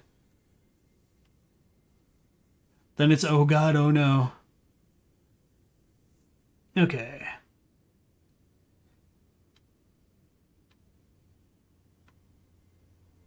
So, El Gusto, you say it's the greater will seems to care when something tries to foil it like Ranni. I think there is probably a difference between... Ye flee, my sweetings. Come out from whence ye hide. There are books and light aplenty. Dither not. Come out, say I, or will ye be gravestones, to be better born anew? I was going to say there might be a difference between like the greater will and the 2 fingers. So the 2 fingers seem to care more about like whatever the heck Ranni is doing, but we don't really know if the greater will itself does. Obviously, like the Elden Beast is a quote-unquote vassal beast of the greater will, but it seems to be somewhat mindless in its movements, other than just like wanting to protect itself and preserve itself. So is Ranni really killing the greater will? I don't think so. I think she's just trying to attain her own freedom. Maybe that does go against like the greater will's desires, because it seems to potentially desire more will or gold for its own from like maybe absorbing it from the lands between. I know like that's a kind of parasite theory that's, you know, fairly contestable, but it does make sense. I do think there are parallels between the Elden Ring, the Moon Presence, and the old one and Demon Souls. And even in a certain way, just the name of the Elden Beast is kind of similar to the old one of Demon Souls, because in Japanese, it's just called like the Ancient Beast, I think. I'm trying to remember, but it's just like the Beast in Demon Souls. The old one is always called the Beast in Japanese, which is why the Oh god, what's it called? Like the final sigil that you can get, a talisman or whatnot. It's like the beast sigil. Man, it's been a while since I played Demon's Souls. It's a reference to the old one because it's a beast. But in English, they just pretty much always called it the old one for some reason. Um,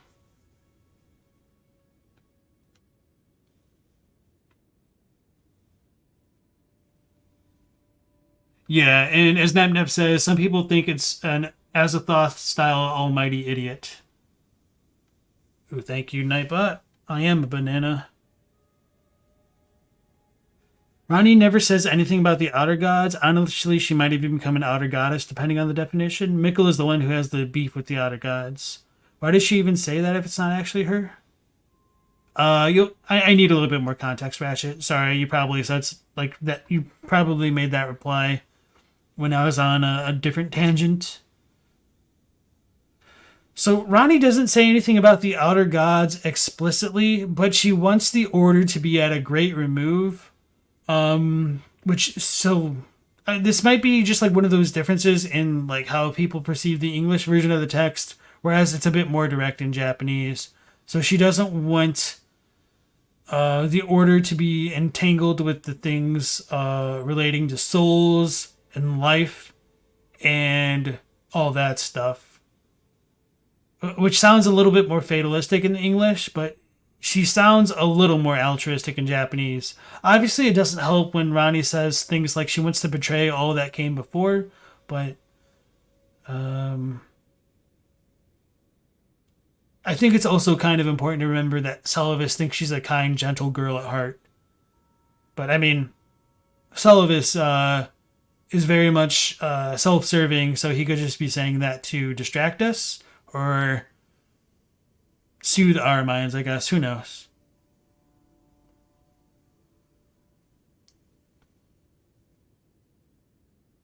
If it's an illusion made by Ronnie, then it's based on Ronnie's memory, so in a way we fought her remembrance. Oh, I like that idea, Teen Sith. So it could be something Rennala said to Ronnie at some points. Oh, okay, I see what Ratchet is saying now. Why did she even say that if it's not actually her? Okay, yeah, that's a fair question. Wasn't Rennala able to summon Blythe in the files or something? Oh yeah, so there is some cut dialogue where she does summon Blythe, and she also what do they localize it as? Helmet? Something like that? No, they called it Hermes, Hidumes. So I looked into this a long time ago. So Hidumes is the name of a character in some anime, which I don't remember off the top of my head. And interestingly enough, Hidumes is also known as Silver Mask in that anime. So I've wondered whether or not at some point in development they considered having a silver mask to counterbalance Gold Mask. But obviously they either weren't going to go with that or they just didn't go through with it. So take that as you will with a heavy grain of salt. Like, this is supercut content. Maybe it can show up in a DLC. Like, that wouldn't terribly surprise me. But with that being said, calling it Hidumes instead of like Hermes is also a bit of like a localization thing. But with that being said, Hermes isn't Hidumes, it's Arames in Japanese. So it could just be neither of those, honestly. But that's the only thing that I found on Hidumes. Don't the two fingers serve the greater will? I mean, the game presents it that way, but it's never actually made explicit. I think it's possible the two fingers could be like a cosmic middleman, just taking advantage of the greater will because they might have like aligned interests. But we don't actually know if they are quote unquote like manifestations of the greater will, because it's also questionable like whether the greater will really cares what we do just because we have so many different endings which seem to align with like the two fingers goals. Timmy Johnson asks, what are my thoughts on the ruins scattered all over the lands between? It's driving you crazy that no one's talking about it. So I'm assuming you're talking about the ones that you'd find around like Limgrave. So we've got obviously the first step, like the stuff over here and here and here. These things have the designs on them which you can find in Fair Missoula. So these are fragments of crumbling Fair Missoula. And so if it's crumbling Fair Missoula, it makes sense that these ruins crumbled from it. Hopefully that's what you're talking about. Yeah, I don't think anyone kills the Greater Will either, El Augusto. The Greater Will is no more than a parasite. Then a tree is a parasite for taking root in soil. Trees are like systems for resource consumption and self-perpetuation. That's another good comment, David. Yeah, so like saying parasite is like a little bit maybe off the mark. However, one reason why like the parasite idea has taken hold in the minds of the fandom is particularly due to the kanji used for Aeneas saying that America is the vessel of its vision, and that vessel term, or maybe it's not vessel specifically, I'm trying to remember. Anyway, there's a character where Aeneas uses where like the character for like it housing the vision is could be understood as like a parasite entering a host body. It doesn't necessarily have to have that connotation, but it is there. So that's part of why I think that idea is like caught on in the greater community. Nep says the Beast/Old One status as a big bad demon called the Beast reminds you a bit of the Beast of Revelations. Perhaps the Maiden in Black is Mother Harlot. I don't know enough about that to comment on it, but I'd be interested in learning more. Rennala speaks of Ronnie at the end of the fight. Okay, yeah. Would I check Radigan's statue here? Yeah, I was definitely going to do that. He has golden hair at this location? Okay, we'll see. Considering that Celavis is implied to be Pidja, it's possible he knew Ronnie before she went all doll. Yeah, I never thought about when Celavis would have encountered Ronnie. Because we know Iji should have known her like when she was a child and whatnot, but I guess Celavis is a bit of a mystery. Because it is questionable whether like Celavis is quote unquote tarnished if he isn't Pedia, but if he is Pedia, then he's obviously not tarnished. But then that also raises questions of when Albinorix first entered the timeline. How have I never really questioned when Albinorix first showed up?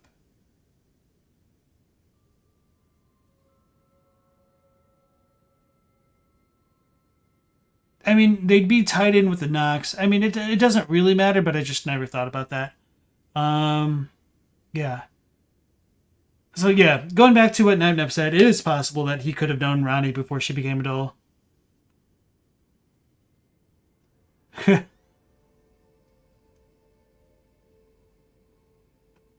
Esnex said they've seen a video from Ratatosker about the Greater Will doesn't care about the Golden Order. Yeah, that's kind of my feeling about it. I haven't actually watched that video, though. It's an inhabitant, but you wouldn't know if you'd call it a parasite. Well, you could probably just say, like, an invasive species. I think it's kind of like a similar idea. Like, it's not native to its host. He suggested the Greater Will wants a minion on the throne. The form of that throne, corruption or purity doesn't matter. Yeah, I think that's a pretty fair assessment. Man, I don't like how the chat just like super scrolls down sometimes. I'm obviously like super backlogged. Probably need to read a little bit less, unfortunately. As Rodeo, welcome in. Or is it As Rodeo? Greater Will created all life in the lands between. Would be weird to see it as a parasite unless you think of all life as like bad. So it is questionable whether all life comes from the Greater Will, because there is a canonical time before the Erd Tree existed. And so if the Elden Ring arrived with the Erd Tree and whatnot, or it arrived like before the Erd Tree came, like there is a period of time in the lands between where life exists without the direct meddling of the Greater Will. With that being said, there is also the possibility that the Greater Will could be the progenitor of all life, but that doesn't necessarily mean that it had like an active role or component in the lands between before the Elden Ring arrived. I feel like I just kind of repeated myself and I didn't make the point that I wanted to make, but hopefully it is cogent enough to be understandable. It may have been involved with the dragons, potentially. So, everybody says that Placidus Axe is the Elden Lord, but I will vehemently disagree with this, and it is a hill that I'm willing to die on, because it's only written as hearsay that Placidus Axe was an Elden Lord, whereas we have multiple item descriptions that say Godfrey was the first Elden Lord, and I feel like in order to make sense of the lore, you can't have contradicting information, and whenever information does contradict itself, I think that's when you need to look at it a bit more critically. And the only one description referring to Placidus Axe as an Elden Lord is in the Old Lord Talisman, and it is explicit hearsay with the "it is said."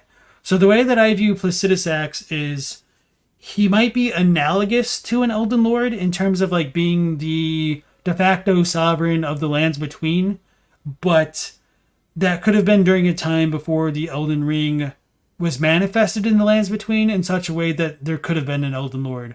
So, to rephrase that, I think Placidus Axe is like an Elden Lord, but it has never been an Elden Lord.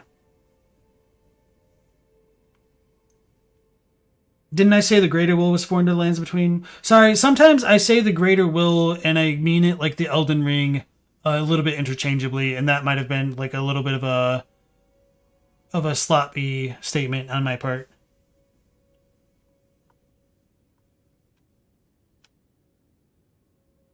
Yeah, and as Teensis says, Elden Star's incantation says Elden Beast is foreign to the lands between. But also, to be fair and like shoot myself in the foot with what I just talked about with Placidus Axe, even that description is written as hearsay, which I think is important to keep in mind. So it's kind of hard to just take it all at face value, but I don't necessarily think there's a lot of reason to doubt that one specifically because we don't have counter evidence. Whereas like the Godfrey stuff, I do think contradicts the Placidus Axe stuff.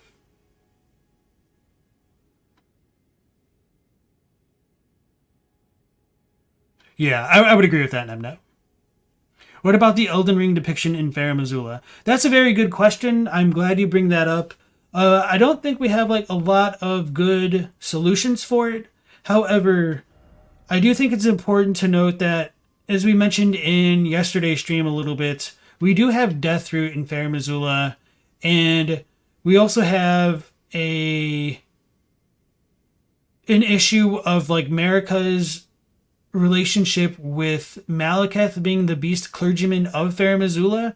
So I do think there's more of a question about their potential connection to Farum Azula and when it existed in the timeline, because the ruins of Farum Azula do dot the kind of ancient highway that does have the similar Elden Ring depiction in it. Let's just go over here to kind of show this off. And then we'll talk to Rennala again. And this will tie into like one of the questions we had a moment ago. Getting all like paranoid. So hopefully this will be a decent enough angle.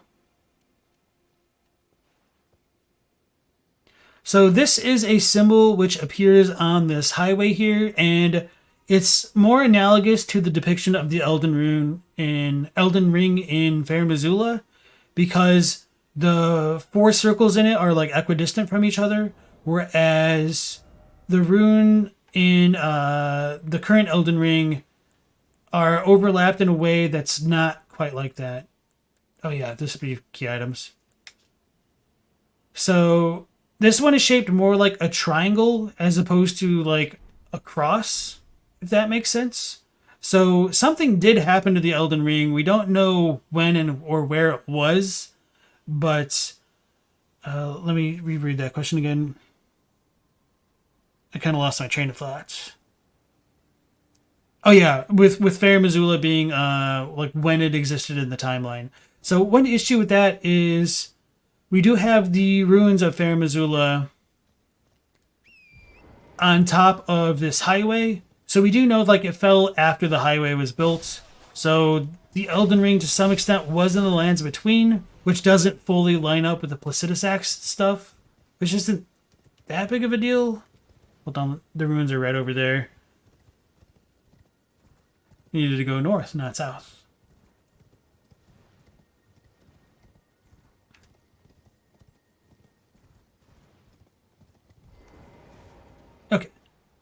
So sweet. Oh yeah, this is a perfect view.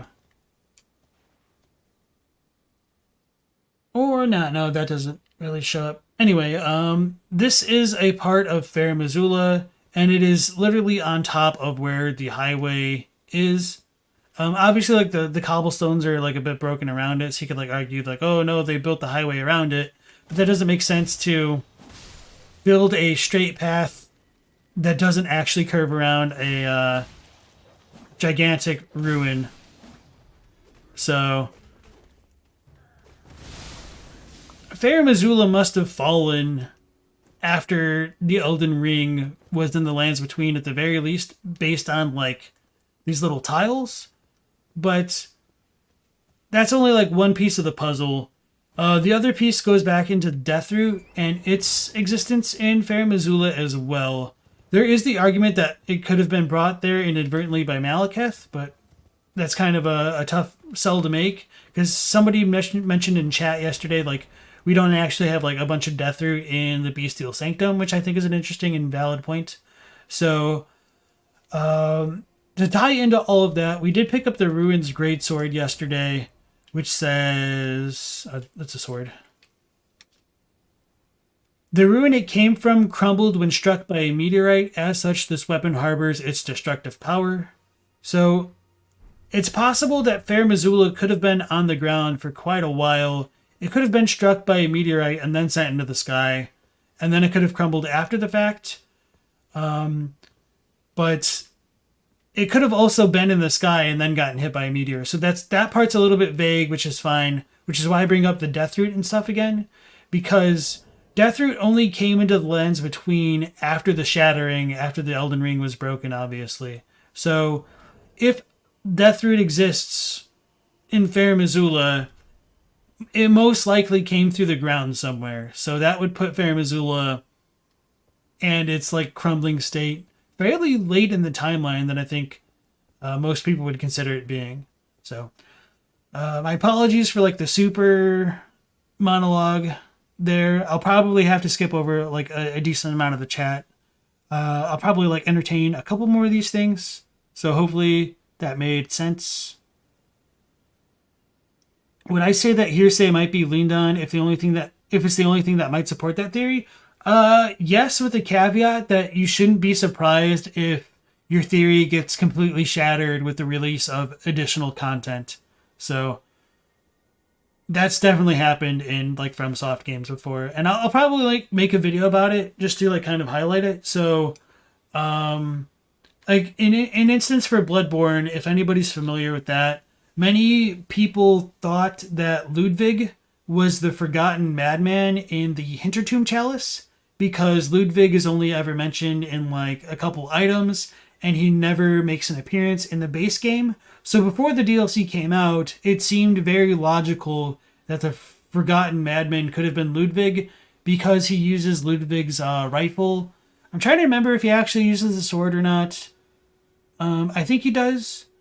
And so like those little pieces of contextual clues made a decent argument to say that this character that exists in the game is probably this other character. And there's no real reason to doubt that, even though like it isn't like based on like the in-game hearsay. It's just kind of one of those things where like it's a bit of a red herring. So there is a little bit of a difference, I think, between like a description saying something as hearsay versus like players piecing contextual clues together. But my overall point is just try not to rely on that stuff, because the other point I also bring up all the time in relation to this is like how Filianor just kind of got brought in out of nowhere in Dark Souls 3.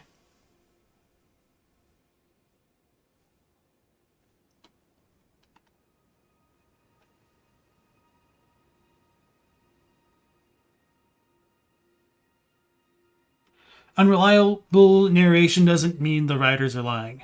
It's more that hearsay is the point of view or opinion of the narrator, shall we say. Yeah. And so that's an important thing to like distinguish. Like, I don't think the writers are lying or anything like that. It's just that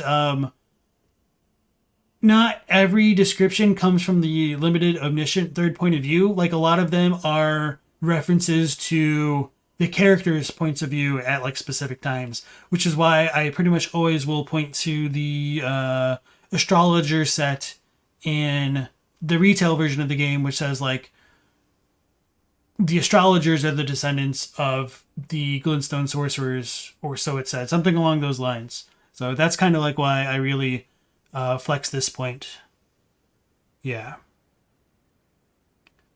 Why would they think it was Elden Lord if it wasn't? Something would suggest if it served the same roles so to its god, and that god served the greater will.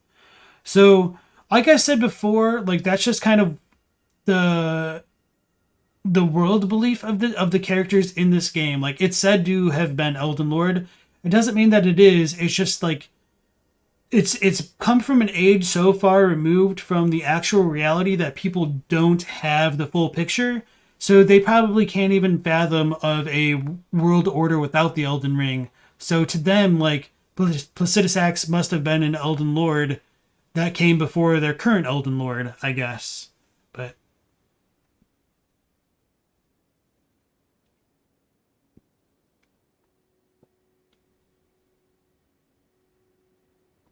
America's actually Patches.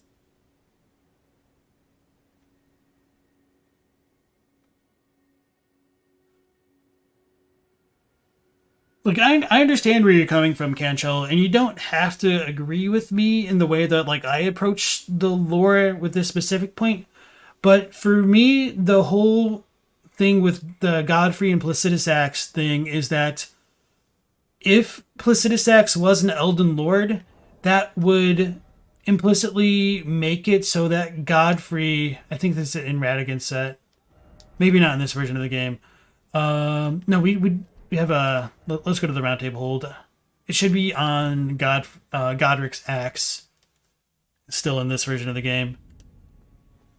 If Placidus Axe is a quote unquote Elden Lord, it would contradict. My doubts, but my Fudge. at you. Only once before have I seen two great runes together. Look there. The fingers shudder with exuberance. Fine work, brave Tarnished. The greater will is pleased. You have earned the right to become Elden Lord. Now, seek the Erd Tree and an audience with Queen Marika to become Elden Lord and restore the Golden Order. The fingers expect as much from you as they do young Gideon. Take this, a token of farewell. Talisman pouch? Sweet. I forgot you get that from her. Wait, no, this is extra. Or do we get the fourth one from Goldfree? Maybe. Now, go forth. Become Elden Lord. Alright. I'm probably going to forget about her dialogue, and I kind of wanted to talk about it. But yeah, she saw two great runes together, so that's just kind of like multiverse theory. So, going back to the remembrance stuff, we've... fudge. I already bought the one. Okay. Alright, we gotta go to get the remembrance back. I mean, I don't have to. I'm just... It's a little bit easier for me. I feel like it's a little bit easier to contextualize things when I can like point to concrete examples rather than just like having people rely on what I'm saying. I prefer to have like that kind of basis of evidence. Fudge.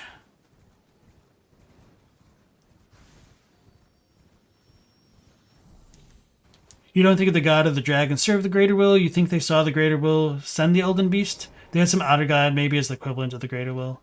That's an interesting theory. Like I don't feel like I have enough evidence to speak for or against it.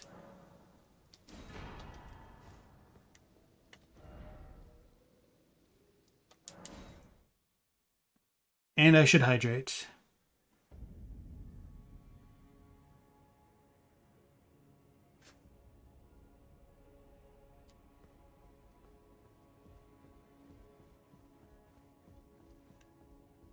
Well, I'm not even sure, to speak to El Gusto's point, that the great, the greater will and the one great could be the same. I'm not even sure that the one great even exists, because I don't think we should be trusting pretty much anything from the three fingers or even like its proxies. There isn't like a ton of reason to fully doubt it, except for the fact that like we see the three fingers deceive pretty much everyone they can and use tools to the most of their abilities that they can. So it just makes me very skeptical of their claims. All right. So the grafted axe of Godric. Blah, blah, blah. This golden battle axe is emblazoned with the figure of a beast, representing the strength of Godfrey, first Elden Lord and patriarch of the Golden Lineage. So, if Placidus Axe is an Elden Lord, it fully contradicts the canonicity of this description, as well as like 7 other unrelated items.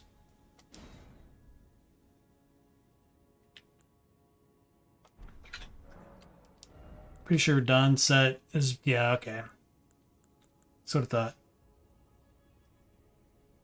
Queen's Crescent Crown, Crown of Rennala, Full Moon Witch. Robe of Rennala, Full Moon Witch. So, yeah, that's kind of why I really harp on why I don't think Placidus Axe is the Elden Lord. Because the issue is, if he is, it kind of breaks the authority of these other descriptions, and then if those descriptions' authority can be undermined, you have enough room where you can call into question the authority of literally every other item. And if every item's lore can be questioned, I think like true analyses of the lore in the game just kind of breaks down from that point. So I do think that Placidus Axe cannot be an Elden Lord. He has to be something different. Uh-oh.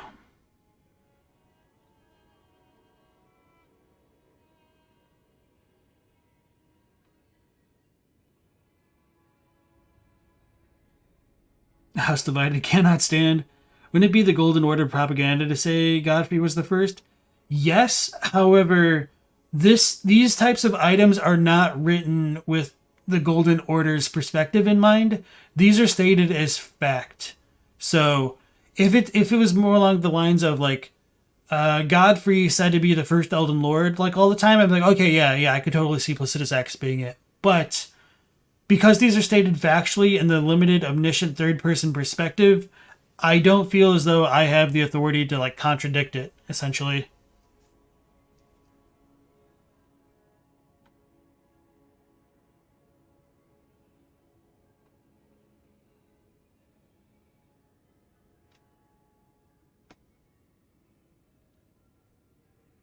Alright, Placidia doesn't need to have been literally called an Elden Lord. I think Elden is an adjective brought with the Elden Beast. It's a little more complicated than that, but we'll leave that there for now. Let's go back to Rennala, and I'll hydrate as we load in.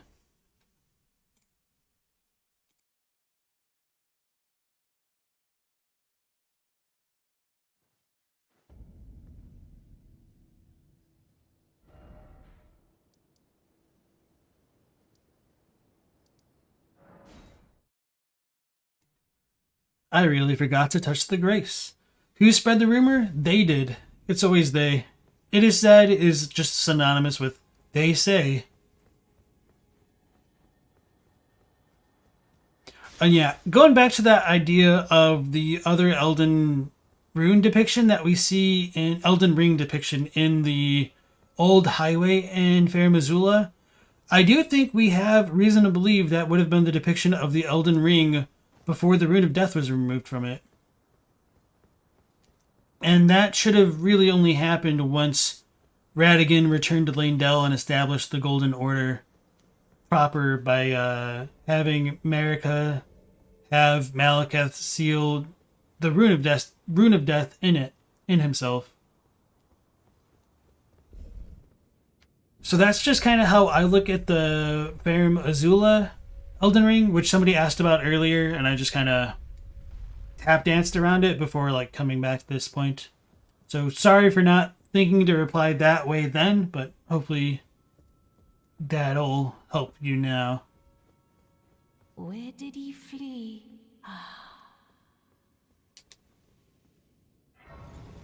Alright, Lost Grace discovered. We'll talk to Rennala, look at the statue behind her, and all that.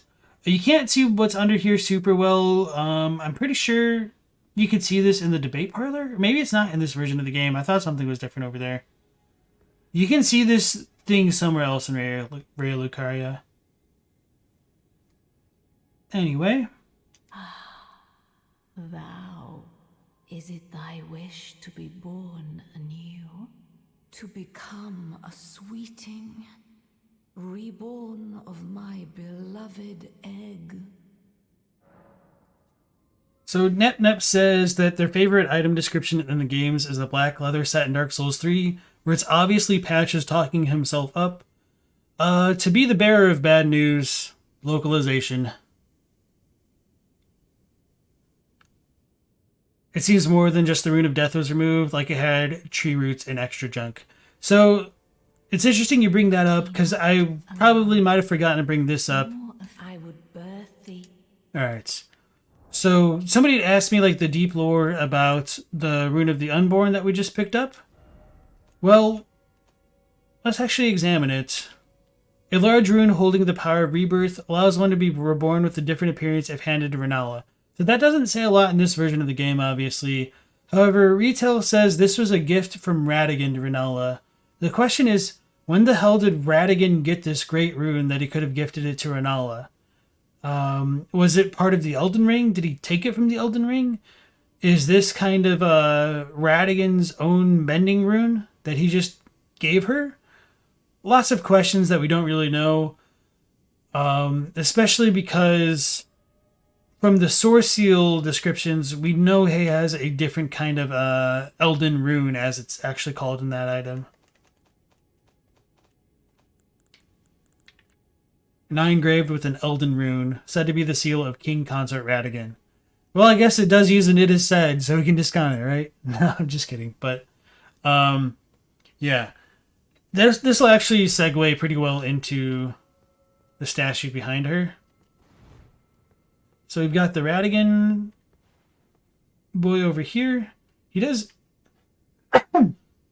seem to be kind of gilded, but I think that's just more of lighting than anything.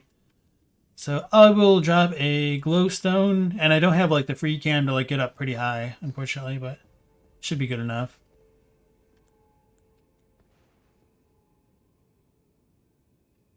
So I wouldn't say he has like gilded hair. I think it's probably just like the lighting.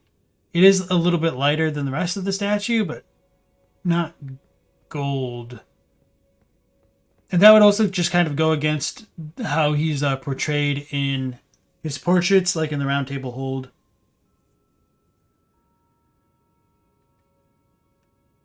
So, yeah, he does have like the root thing coming out, or like he's coming out of the roots, which makes me think he could be related to the one statue that I've talked about time and time again.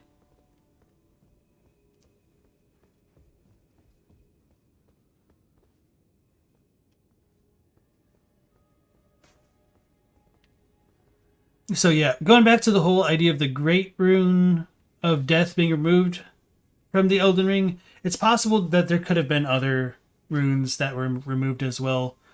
And we don't really know where the Great Rune of the Unborn comes from. And as I did say earlier, this depiction of the Rune of the Unborn kind of mirrors what Millennia's rune looks like. So there is reason to believe that those two are related. But we could always just chalk it up to bad writing, which is a little bit of a taboo in the lore community, but sometimes that can be a valid, if disappointing, answer.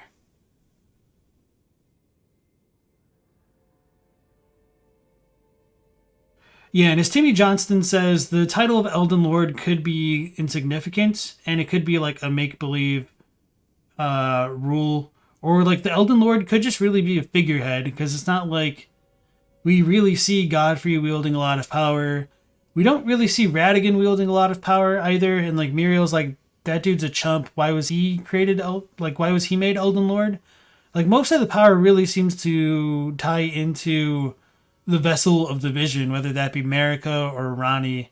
And you know, sort of the player character if they manifest the flame of frenzy within themselves. Like, I think you just kind of become the carrier of its vision. That one's a little bit weirder. So I might be wrong. Who knows? You think it's Ronnie's rune? It just makes the most sense. Well, the thing is, Ronnie died before the shattering happened, and Radigan gave it to her. Actually, let me double check. Maybe that's hearsay.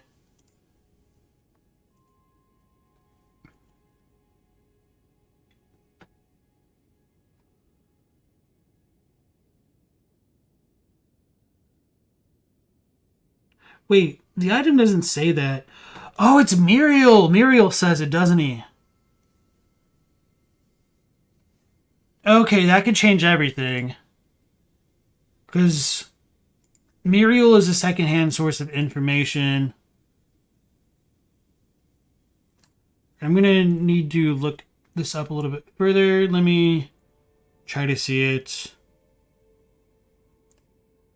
Gift?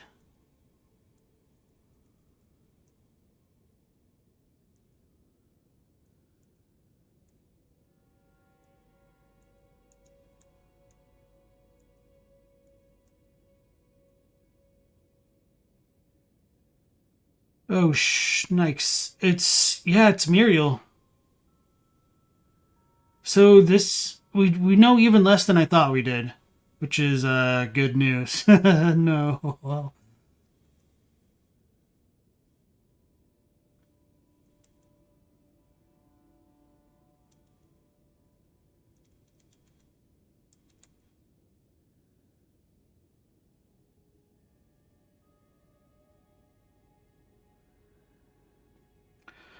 All right. Let me read the Rune of the Unborn. This might be the same after all. I don't remember.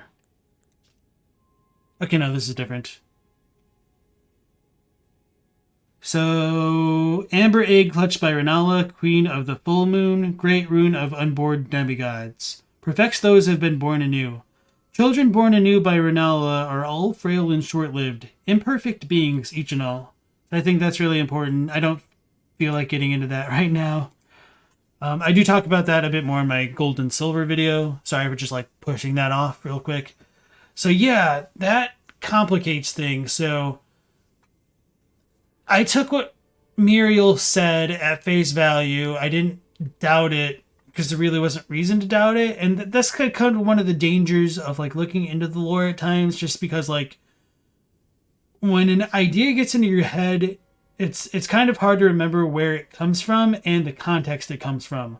So Muriel is immensely helpful in trying to explain the current state of the lands between to us, but this might be one of those cases where, despite Muriel's best attempts, Muriel's knowledge may be lacking. So it could be possible that this rune was never given to Rennala by Radigan at all. So that's kind of mind-blowing, to be honest. Alright. I'm going to need to mentally recover from that. Almost revelation.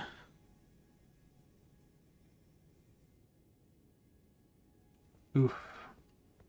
What was I even doing? I was talking to Rennala. But I'm going to like scan chat while she talks again. And we can't really rebirth ourselves yet. We do have some silver tears, but... Art thou now assured of thy want to be born anew? Rebirth. So the issue with this is we need an amber shard, which is the golden thing that Sullivan wants us to get. So I don't think we have it. Maybe it will accept a larval silver tier. I don't think so, but we'll try it. Now, bear this sweeting into life anew. With the rebirth menu, you can spend amber shards to clear your levels and reassign them from square one. You cannot reduce your final level or make any attributes lower than they were when you began. So this is kind of unfortunate because I don't know if I can actually confirm it. I just might as well keep that low. Why did I raise it? Oh, for the twin blades, which I'm not using.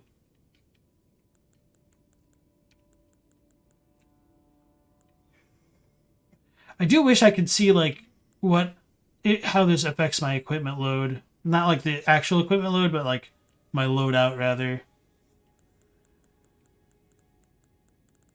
If I confirm and I like screw up my build, I'm gonna be annoyed. Balled up. I don't remember getting that. So I definitely didn't have an amber shard. I should have looked at how many silver tiers I had. So we should have had 3. Now we have 2. Okay, so it still uses larval tiers. So that just kind of shows that must have been a way earlier idea then. If it talks about amber shards, but even in this version it uses silver larval tiers. All right.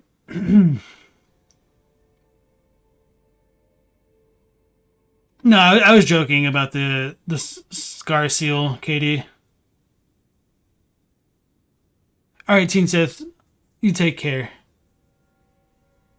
Wasn't the original title of the game going to be Great Rune? I've never heard that. Women and men in Radigan's family have similar designs, like how Morgoth and Mohg's runes are similar because it's related.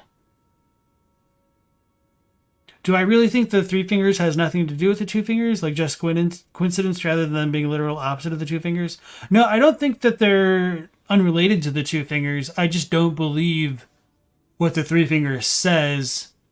I don't fully believe it just because, like, we see them deceiving as many people as they possibly can and, like, pretty much just killing them for its own agenda.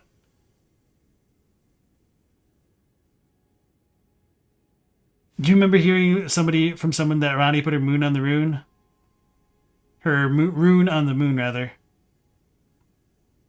So I don't really believe that just because the moon in Elden Ring is a depiction of like the Earth's moon. If it was a different kind of moon, I could be a little bit more on board with that.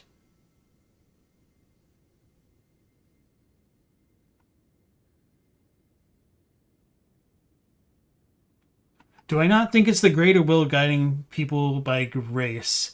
I don't really know, just because like the grace points people different ways, which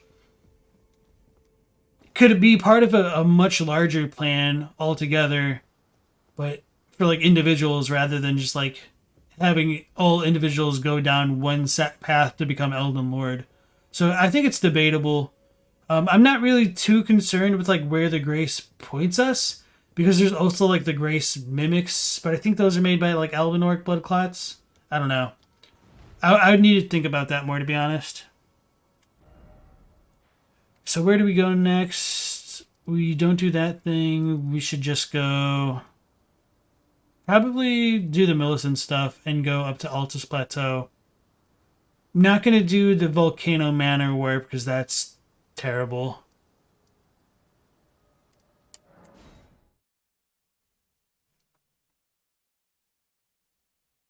If your AR drops heavily, you can assume that you drop below weapon equipment.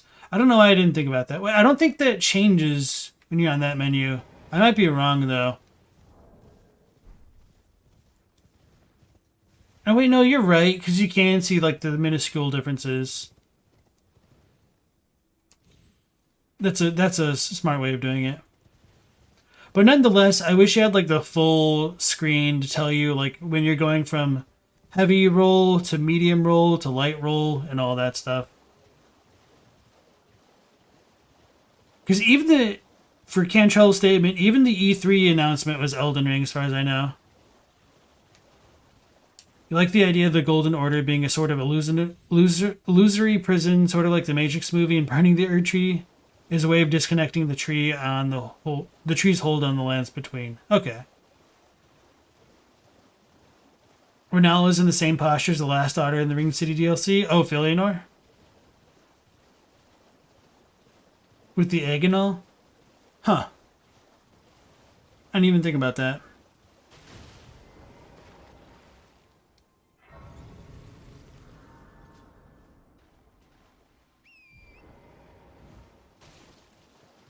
We'll get the full UI in the Elden Ring too.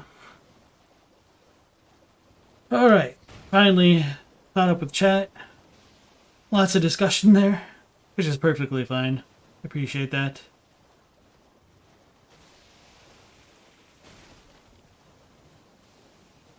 Man, the Muriel thing's gonna bother me, though.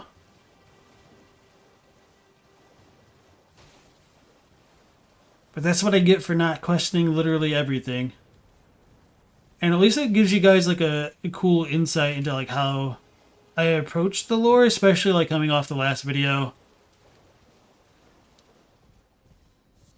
I wonder if I have enough to get a flask upgrade now. I think I might be one shy.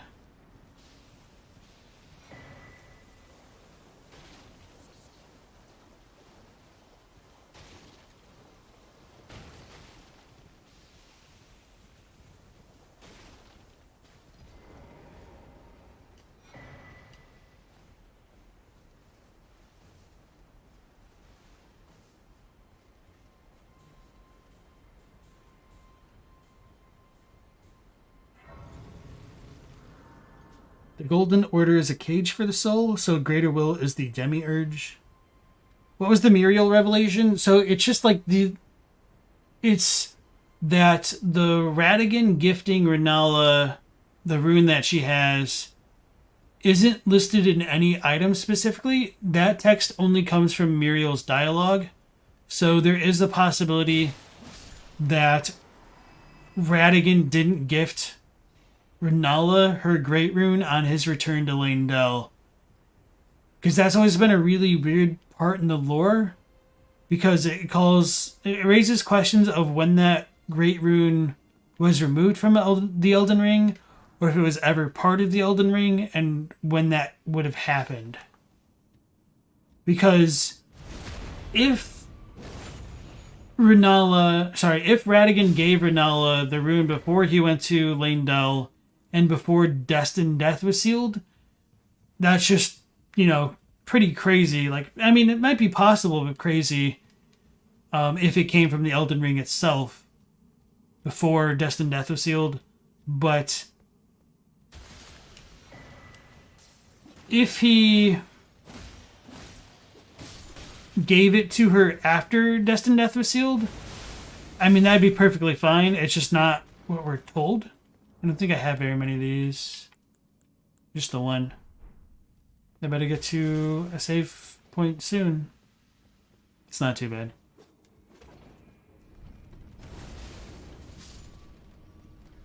I should level up too.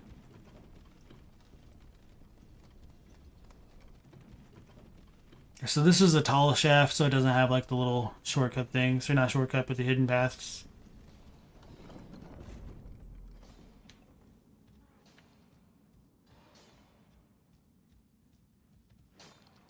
Stella missed the Muriel thing too. You think you missed it when you had to get up and actually do your job? Rip.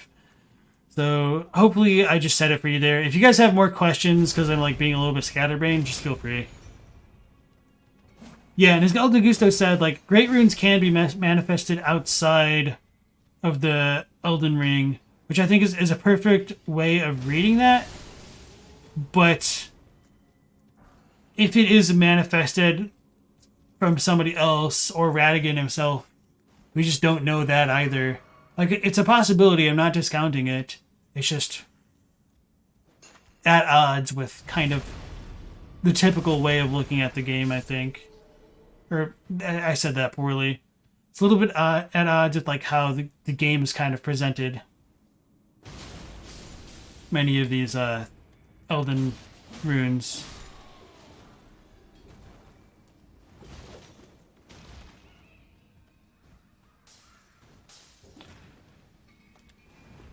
And they're all coming out in force.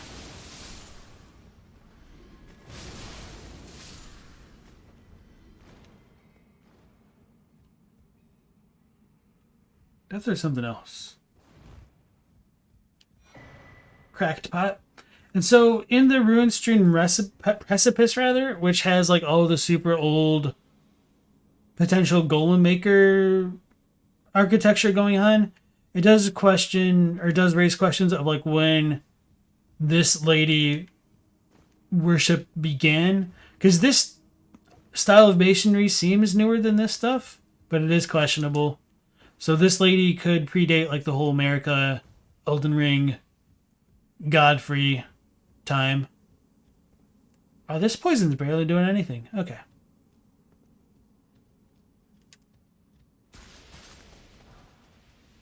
Get out of it before we lose it all. You always took Muriel as canon, but I make a good point with the it is said, and Muriel's quite old. Yeah, I mean, I didn't really feel like I had much reason to doubt Muriel for a lot of the things.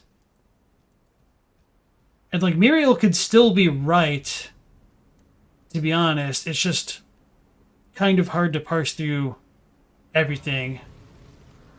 Hey Capenda, welcome back to the stream. You missed quite a bit, actually. I'm literally mind blown with some of the things that we found tonight. So that's fun. Yeah, let's just keep. No, I did get 5 more health, but we should just go up to like 40. Because most of our damage is really just going to come from upgrading the weapon, to be frank.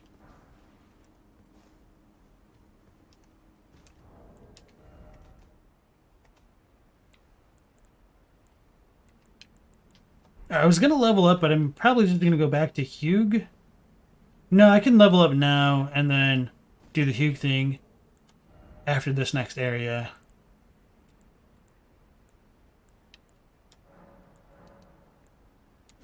Need like 1,000.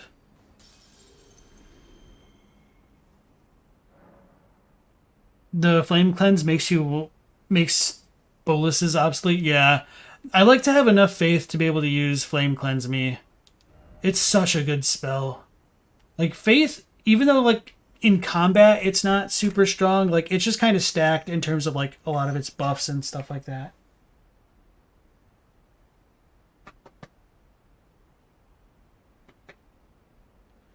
All right, Clown. Thanks for dropping in. You take it easy. Muriel's belief might just be canon, but they wouldn't be canon just because it's Muriel. Yeah. Is it really Elden Ring if you don't have like 60 vigor? So I fought Melina, I think at like 40, which is really rough. Because 40 is all you used to need. And I'm stubborn. Alright, Astenex, thanks for sticking around. Yeah, Flame Cleanse Me is just, it's kind of the GOAT. Obviously a bit limited in its uses, but like Flame Cleanse Me plus Flame grant me strength makes faith really good. And the nice part about it is you really don't need a lot of faith to make that work. You've wondered if the past of the green glintstone in this mine is a mixture of normal blue and golden yellow amber, since it's right before the Earth Tree and yellow plus blue equals green. You know, I never really thought about the colors that way. For some reason. I don't know why. I just didn't.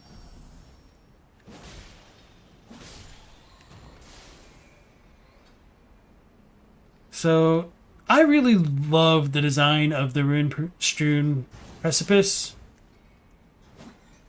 I wish there was more of this going on in the game. Fudge.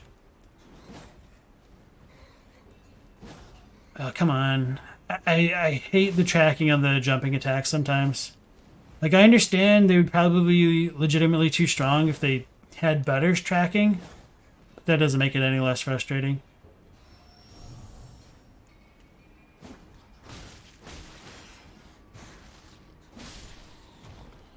Wait, I should just use spells. Duh. Alright, so rune-strewn precipice, like as you look up, it's these kind of columns and whatnot can be seen on every continent and the lands between. I think it's possible these could have been built, maybe not by the flame giants, but some other giants, obviously, because these are gigantic structures. Big revelation, I know. But they're also more prominently on display in the mountaintops of the giants. These are also in Caelid, like right next to Radahn's arena. They're between the Weeping Peninsula and Limgrave. Like along the walls here. I'm pretty sure they're also like behind the walls of like the first step area, the stranded graveyard, but I might be misremembering that specifically. Now I turn myself around. Okay. Never spending points on vigor is the patrician choice.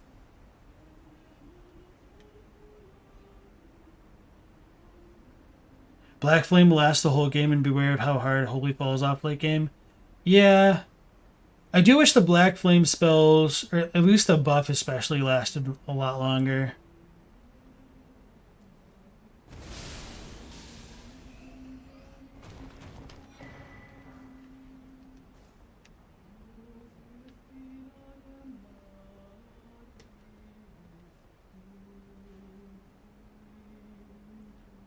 So as we come up the Rinstream precipice, we have these non-demi-human bats around. The old ladies sing.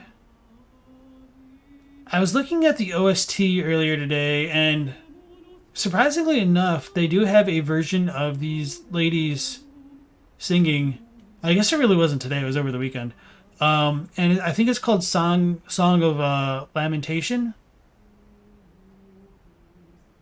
Because I know there was like the controversial dude who'd like try to look at the Latin of all the songs sung. And he just kind of like made things up. I totally failed that stomp.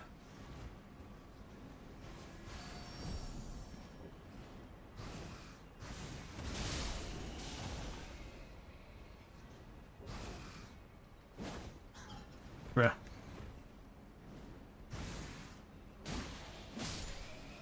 Oh yeah. What's my spell? See how good this is. Not super good, but that'll be enough to probably just like finish these things off. I should probably actually change my staff if I want to deal damage with it, huh?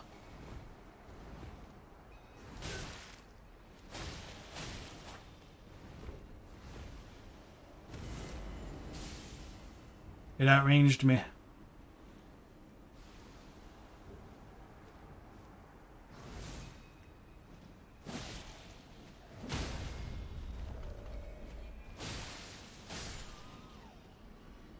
The slope kind of messed up my execute there. That's all good.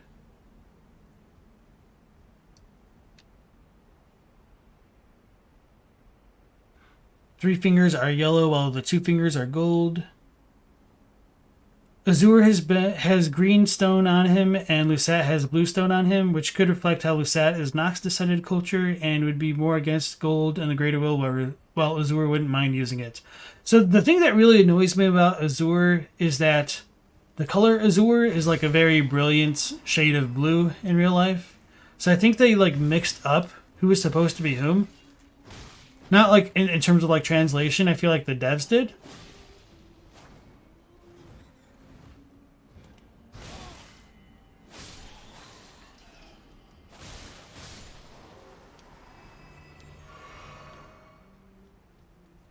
And as I said like the other day, like Lusat comes from Lusatite. Which I forgot to like look up what that actually means.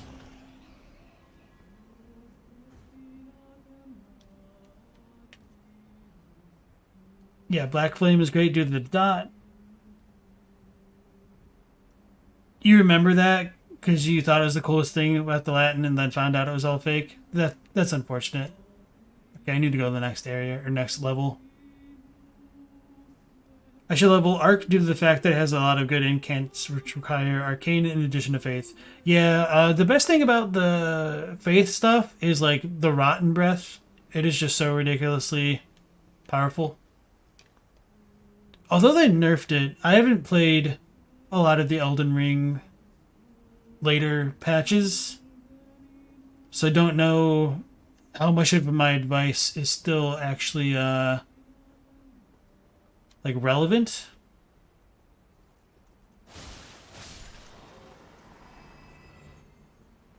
But they did make Colossals better. Like a lot better.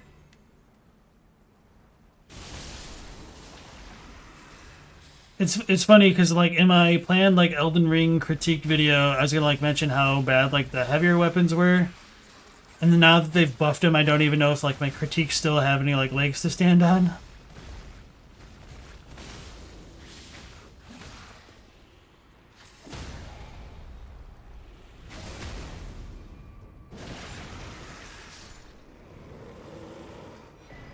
Serpent God's Curved Sword. I really like this one.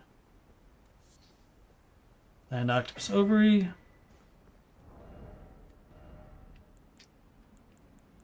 No, Curved Sword.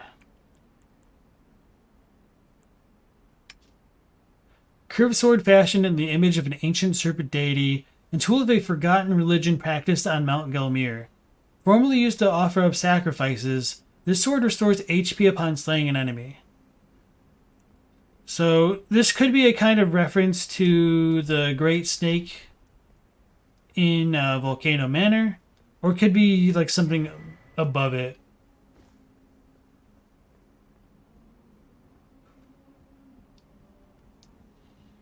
It's pretty customary for FromSoft games to have like a weapon like that, where it's a curved sword that gives you HP back from killing enemies. In Bloodborne, it was like the butcher knife. Although I think Maneater Mildred. Oh, no, that's the Dark Souls 3 one. Anastasia. I think the butcher's knife still does that in Elden Ring, but I don't remember. It's not called the butcher's knife anymore. Whatever it is, I think it's still the same. I should not really care if I get poisoned by these things.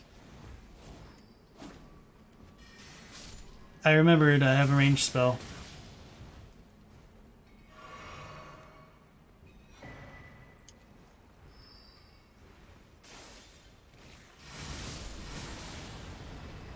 Oh, sweet, we got the Death Hex thing from the little ladies.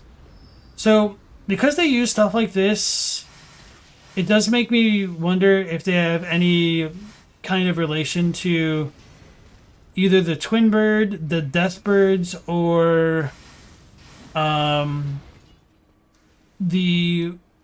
what's it called, the Angel Scythe? Where it talks about the white-winged maidens and stuff like that. This is why I don't engage these things. I meant to use this. Oh, Lord.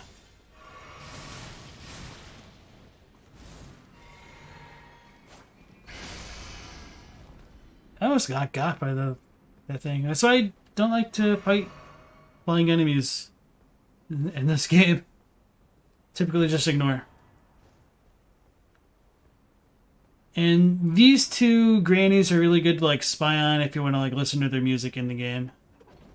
You just use this side of Grace up here and come down the elevator, and they won't notice you unless you're like super loud. Aldegusto said most cultures only invented the word for blue and they got the ability to create that color easily, which is only recent because before it was only made with powdered lapis, which is rare. And yeah, like I think one of the funniest examples of that is how in the Bible, which sea is it? Anyway, one of the seas are called wine-colored, which doesn't really resemble most of the wine that people drink today. Winged Scythe. Okay, thank you, Katie.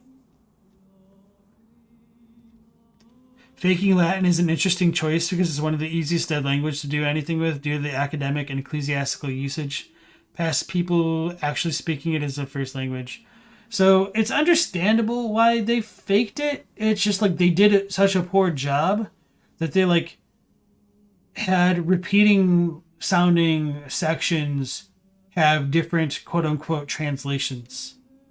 So that's kind of why I always treat Latin transcriptions with a hefty amount of skepticism, because like the shining example of that for me like not fully working properly, it comes from like Final Fantasy VII's One-Winged Angel. It's essentially just like the English version of Latin.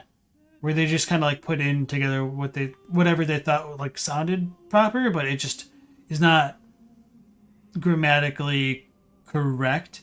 So it might be significant, but it's kind of hard to actually interpret properly, I think. The Wine Sea.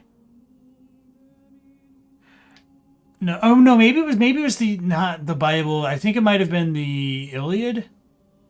I might have been misremembering.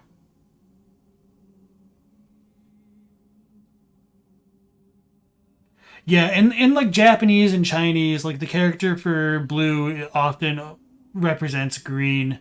So like Seishun, like youth, it's like blue spring, and most people associate spring with the color of green. So that's kind of like historically how it worked. I said that poorly, but whatever. So yeah, since we did Millicent's questline, we can summon her to help us fight the magma worm. And as you guys can see, she's still missing an arm. Millicent summoned as a cooperator. And we can still summon Tragoth. So I was wondering if this dude even made an appearance in this version of the game. Apparently he does. May as well summon him because I'm not really worried about Magma Worm Makar. An interesting thing about Tragoth is he does wield a Giant Crusher. Morgoth summons that, but it just kind of shows that he's probably really old for a Tarnished. Oh, I forgot that you can actually get like emotes from these things. They didn't have a word for the color scene in nature, so it's more like the meaning changed a bit more over time. So like they still say like traffic lights are quote unquote blue, but it's just green. Like, I mean, they're still green traffic lights, like literally. They just use the character for blue because the character for blue is historically associated with the color green. So it's not just like a Western and Iliad type thing. This is like global. So I'm just kind of like giving more context for like El Gusto statement. Magma Worm McCall. So they changed the L to an R in retail.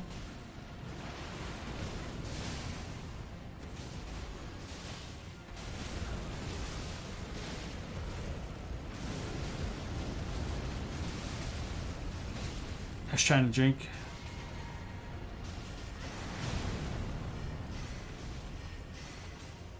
I do like no damage with that. Should probably try this one. Let me not get like too tapped. Oof.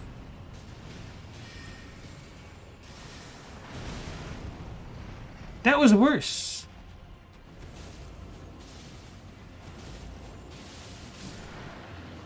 Hey, we did it. Oh, Millicent almost got. Magma Worm Scale Sword. Okay.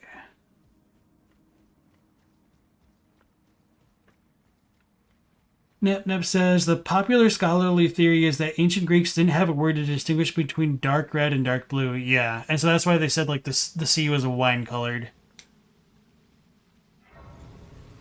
It's too early to process all this color theory.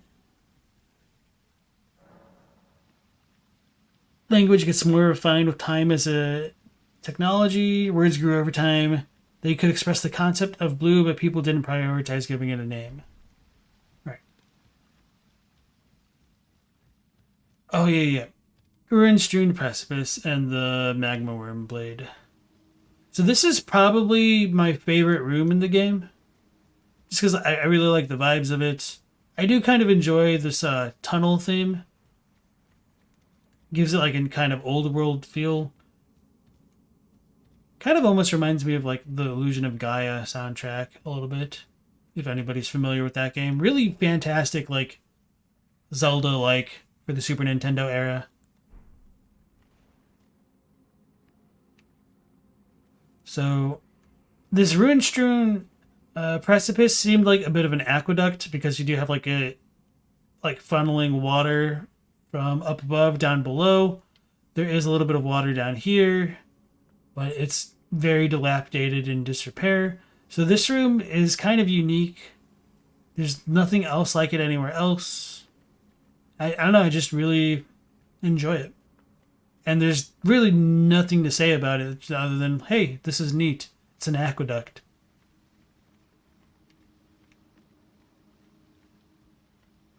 Which is kind of a shame. And I wish that they did like a little bit more with this kind of motif throughout the game. Because we've got so many mines and like caves, but only one ruin-strewn precipice, which, you know, might be kind of a good thing since it doesn't really wear out its welcome. Except if you're like probably just trying to speed through so many New Game Plus cycles, I don't know. Alright, Astanex, thank you for sticking around, and you have a good night.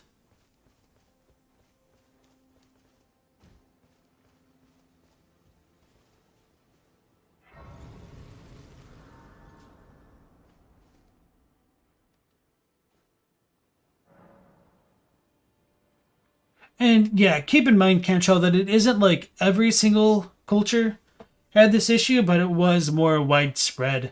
That there was less distinguishing like these kinds of colors unless the people were more familiar with them and had the need to do it. Alrighty. Not gonna level up. Let's go back to the round table hold real quick. Oh, I should probably talk to Melina.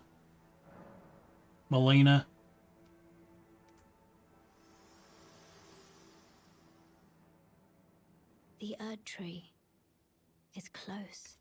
Only a little further till the foot of the Erd Tree. And the accord is fulfilled. It takes me back. I was born at the foot of the Erd Tree, where Mother gave me my purpose in exchange for everything. I have to ascertain for myself the reason for which I live, burned and bodiless. So as you guys may have seen, there was a little bit of a dialogue difference there, where that doesn't fully align with what we get in the retail build of the game, and also just in the subtitles. So Mother gave her birth in exchange for everything. That's kind of like even more fascinating, and it makes it sound even more probable that Marika could be more related to Melina than just like mother and daughter. If Marika sacrificed everything for Melina to exist, did like that mean Marika sacrificed herself? You could probably make that kind of argument. But with that being said, I'm not such a fan of that kind of theory, even though I'm probably unironically like the biggest proponent of it, just because I really don't like having to rely on internal files and translational differences to kind of purport certain theories. And so to give a little bit of context to that, in case anybody isn't like super familiar with what I'm talking about here, is in the internal files, Melina here is called Musme Marika, and data miners obviously found it, or the developers may have like translated it with like a machine into Marika of daughter with like a C, like Marika with a C, Marika of daughter into English. So it makes Melina sound like she is Marika's daughter, which, I mean, you don't necessarily have to disagree with that because she refers to Marika in a roundabout way as her mother here, obviously. But the issue is Musume Marika doesn't mean daughter Marika. It's more like lady Marika in Japanese. So if Melina is called Lady Marika, does that mean she should be understood as Marika? I don't think there's enough in the base game to support that kind of theory, which is partially why I dislike it, because this entire theory is more or less contingent upon the idea that she should be understood as Lady Marika, and the game doesn't tell us that directly. So with her dialogue here saying Marika gave up everything for being able to birth Melina, that could give a little bit more credence to that theory, but it's still really shaky and just kind of like built on a house of cards, I feel.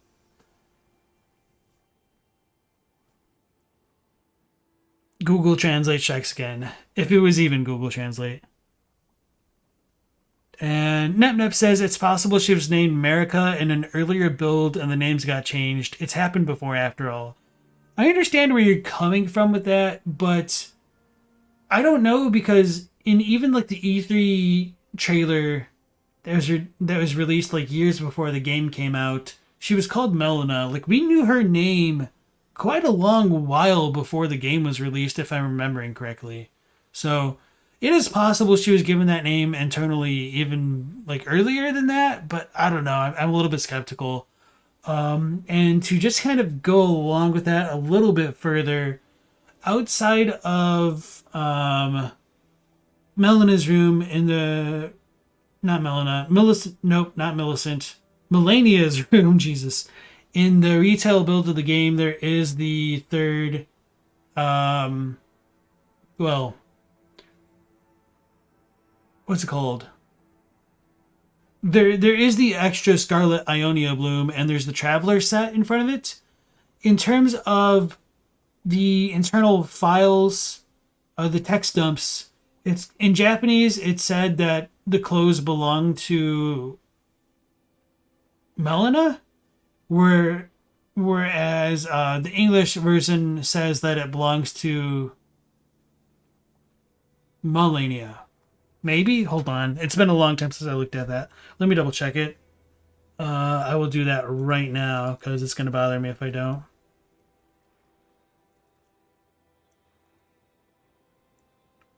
So Traveler's hats, I think. No, this is the perfumer one, so this might be wrong. Yeah, the ones that confront their fate. Okay, give me 1 minute.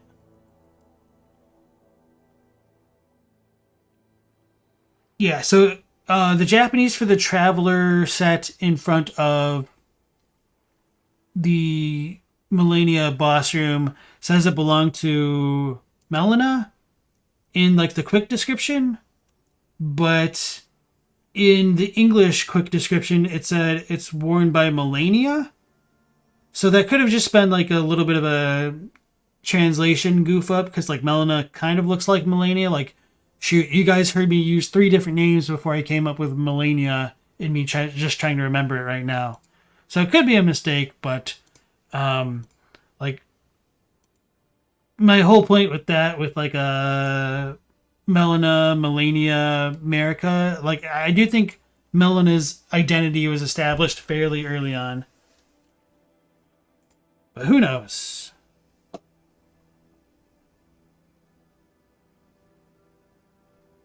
El Degusta said, "Were you the only one that remembered the leak about the Project Great Rune for the game FromSoft was working on after Sekiro before the official name of Elden Ring was announced?" I was trying to keep myself in the dark about like a lot of that stuff, to be fair. So you might be right. Like, I don't necessarily doubt you. I just don't know if that's the case. Oh yeah, never equipped a Great Rune. I'm smart. Raises all stats. Kind of funny that you can't like open your stats with this to see how it actually affects your stuff. So yeah, that was Melina's dialogue about her mother, and as we come up here, this place is called Abandoned Coffin, and it's probably just because singular and plural aren't always clear in Japanese, so Abandoned Coffins. And when we look up here, we see like all the little caravans that the trolls pull that are like just kind of being potentially looted by all the omen here. So that's why I say like the trolls are transporting corpses, because this side of Grace is called the Abandoned Coffin. But these might also be called coffins in the art book, but I just kind of put those two together before the art book came out.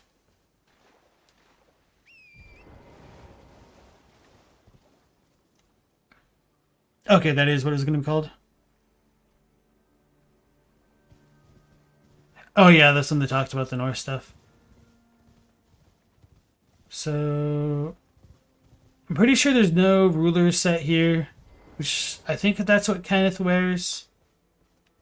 But I'm pretty sure Lansax is still around. Yep. Lansax, Ancient Dragon Progeny. Why did that one do like no damage?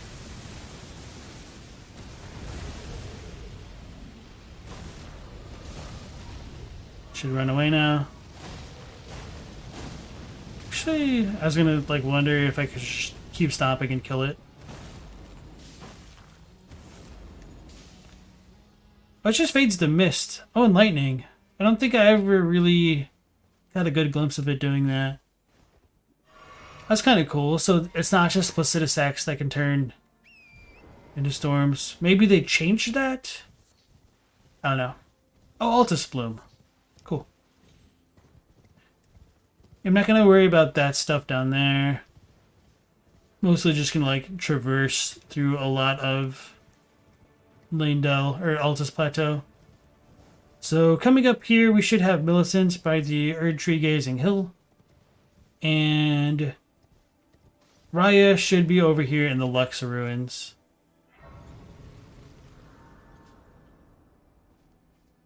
It's Vike's Maiden. Wait, what? Wait, what are you guys talking about with the Vike's Maiden?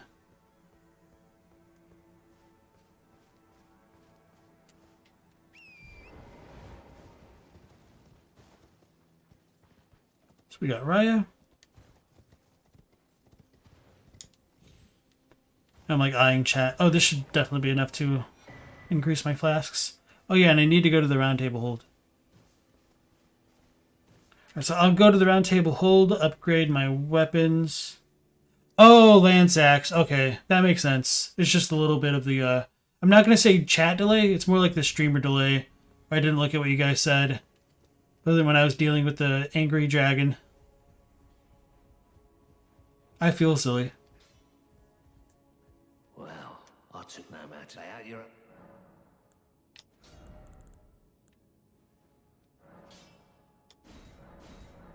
I made the mistake of upgrading this.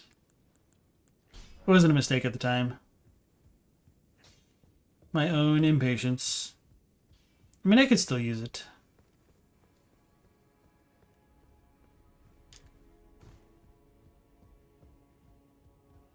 I don't think he should say anything different.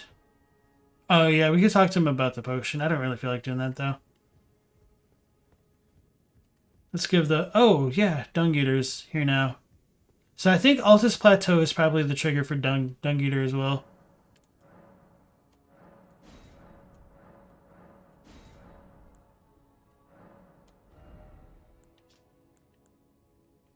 Okay. Give it to Dung Eater, the potion? Yeah, I think I'm going to do that. It's just going to delay me a bit, I think. It's going to take a minute to get into like Leyndell proper and all that. But we can definitely do that. He does have some pretty cool lore on him. So let's get back over there. Wait, I have two halves of it. I could have just gone up this way. Doesn't matter. Wanted to show off the Millicent stuff anyway. Do Tarnished become more corpse-like with hollows, or are they also unaging after being revived like the undead? That's a good question. Like, the commoners and stuff seem to be, like, becoming more emaciated and, like, withered. But, I mean, so do old people in real life, right? These things, rather than just being, like, 80, these things are probably, like, 800.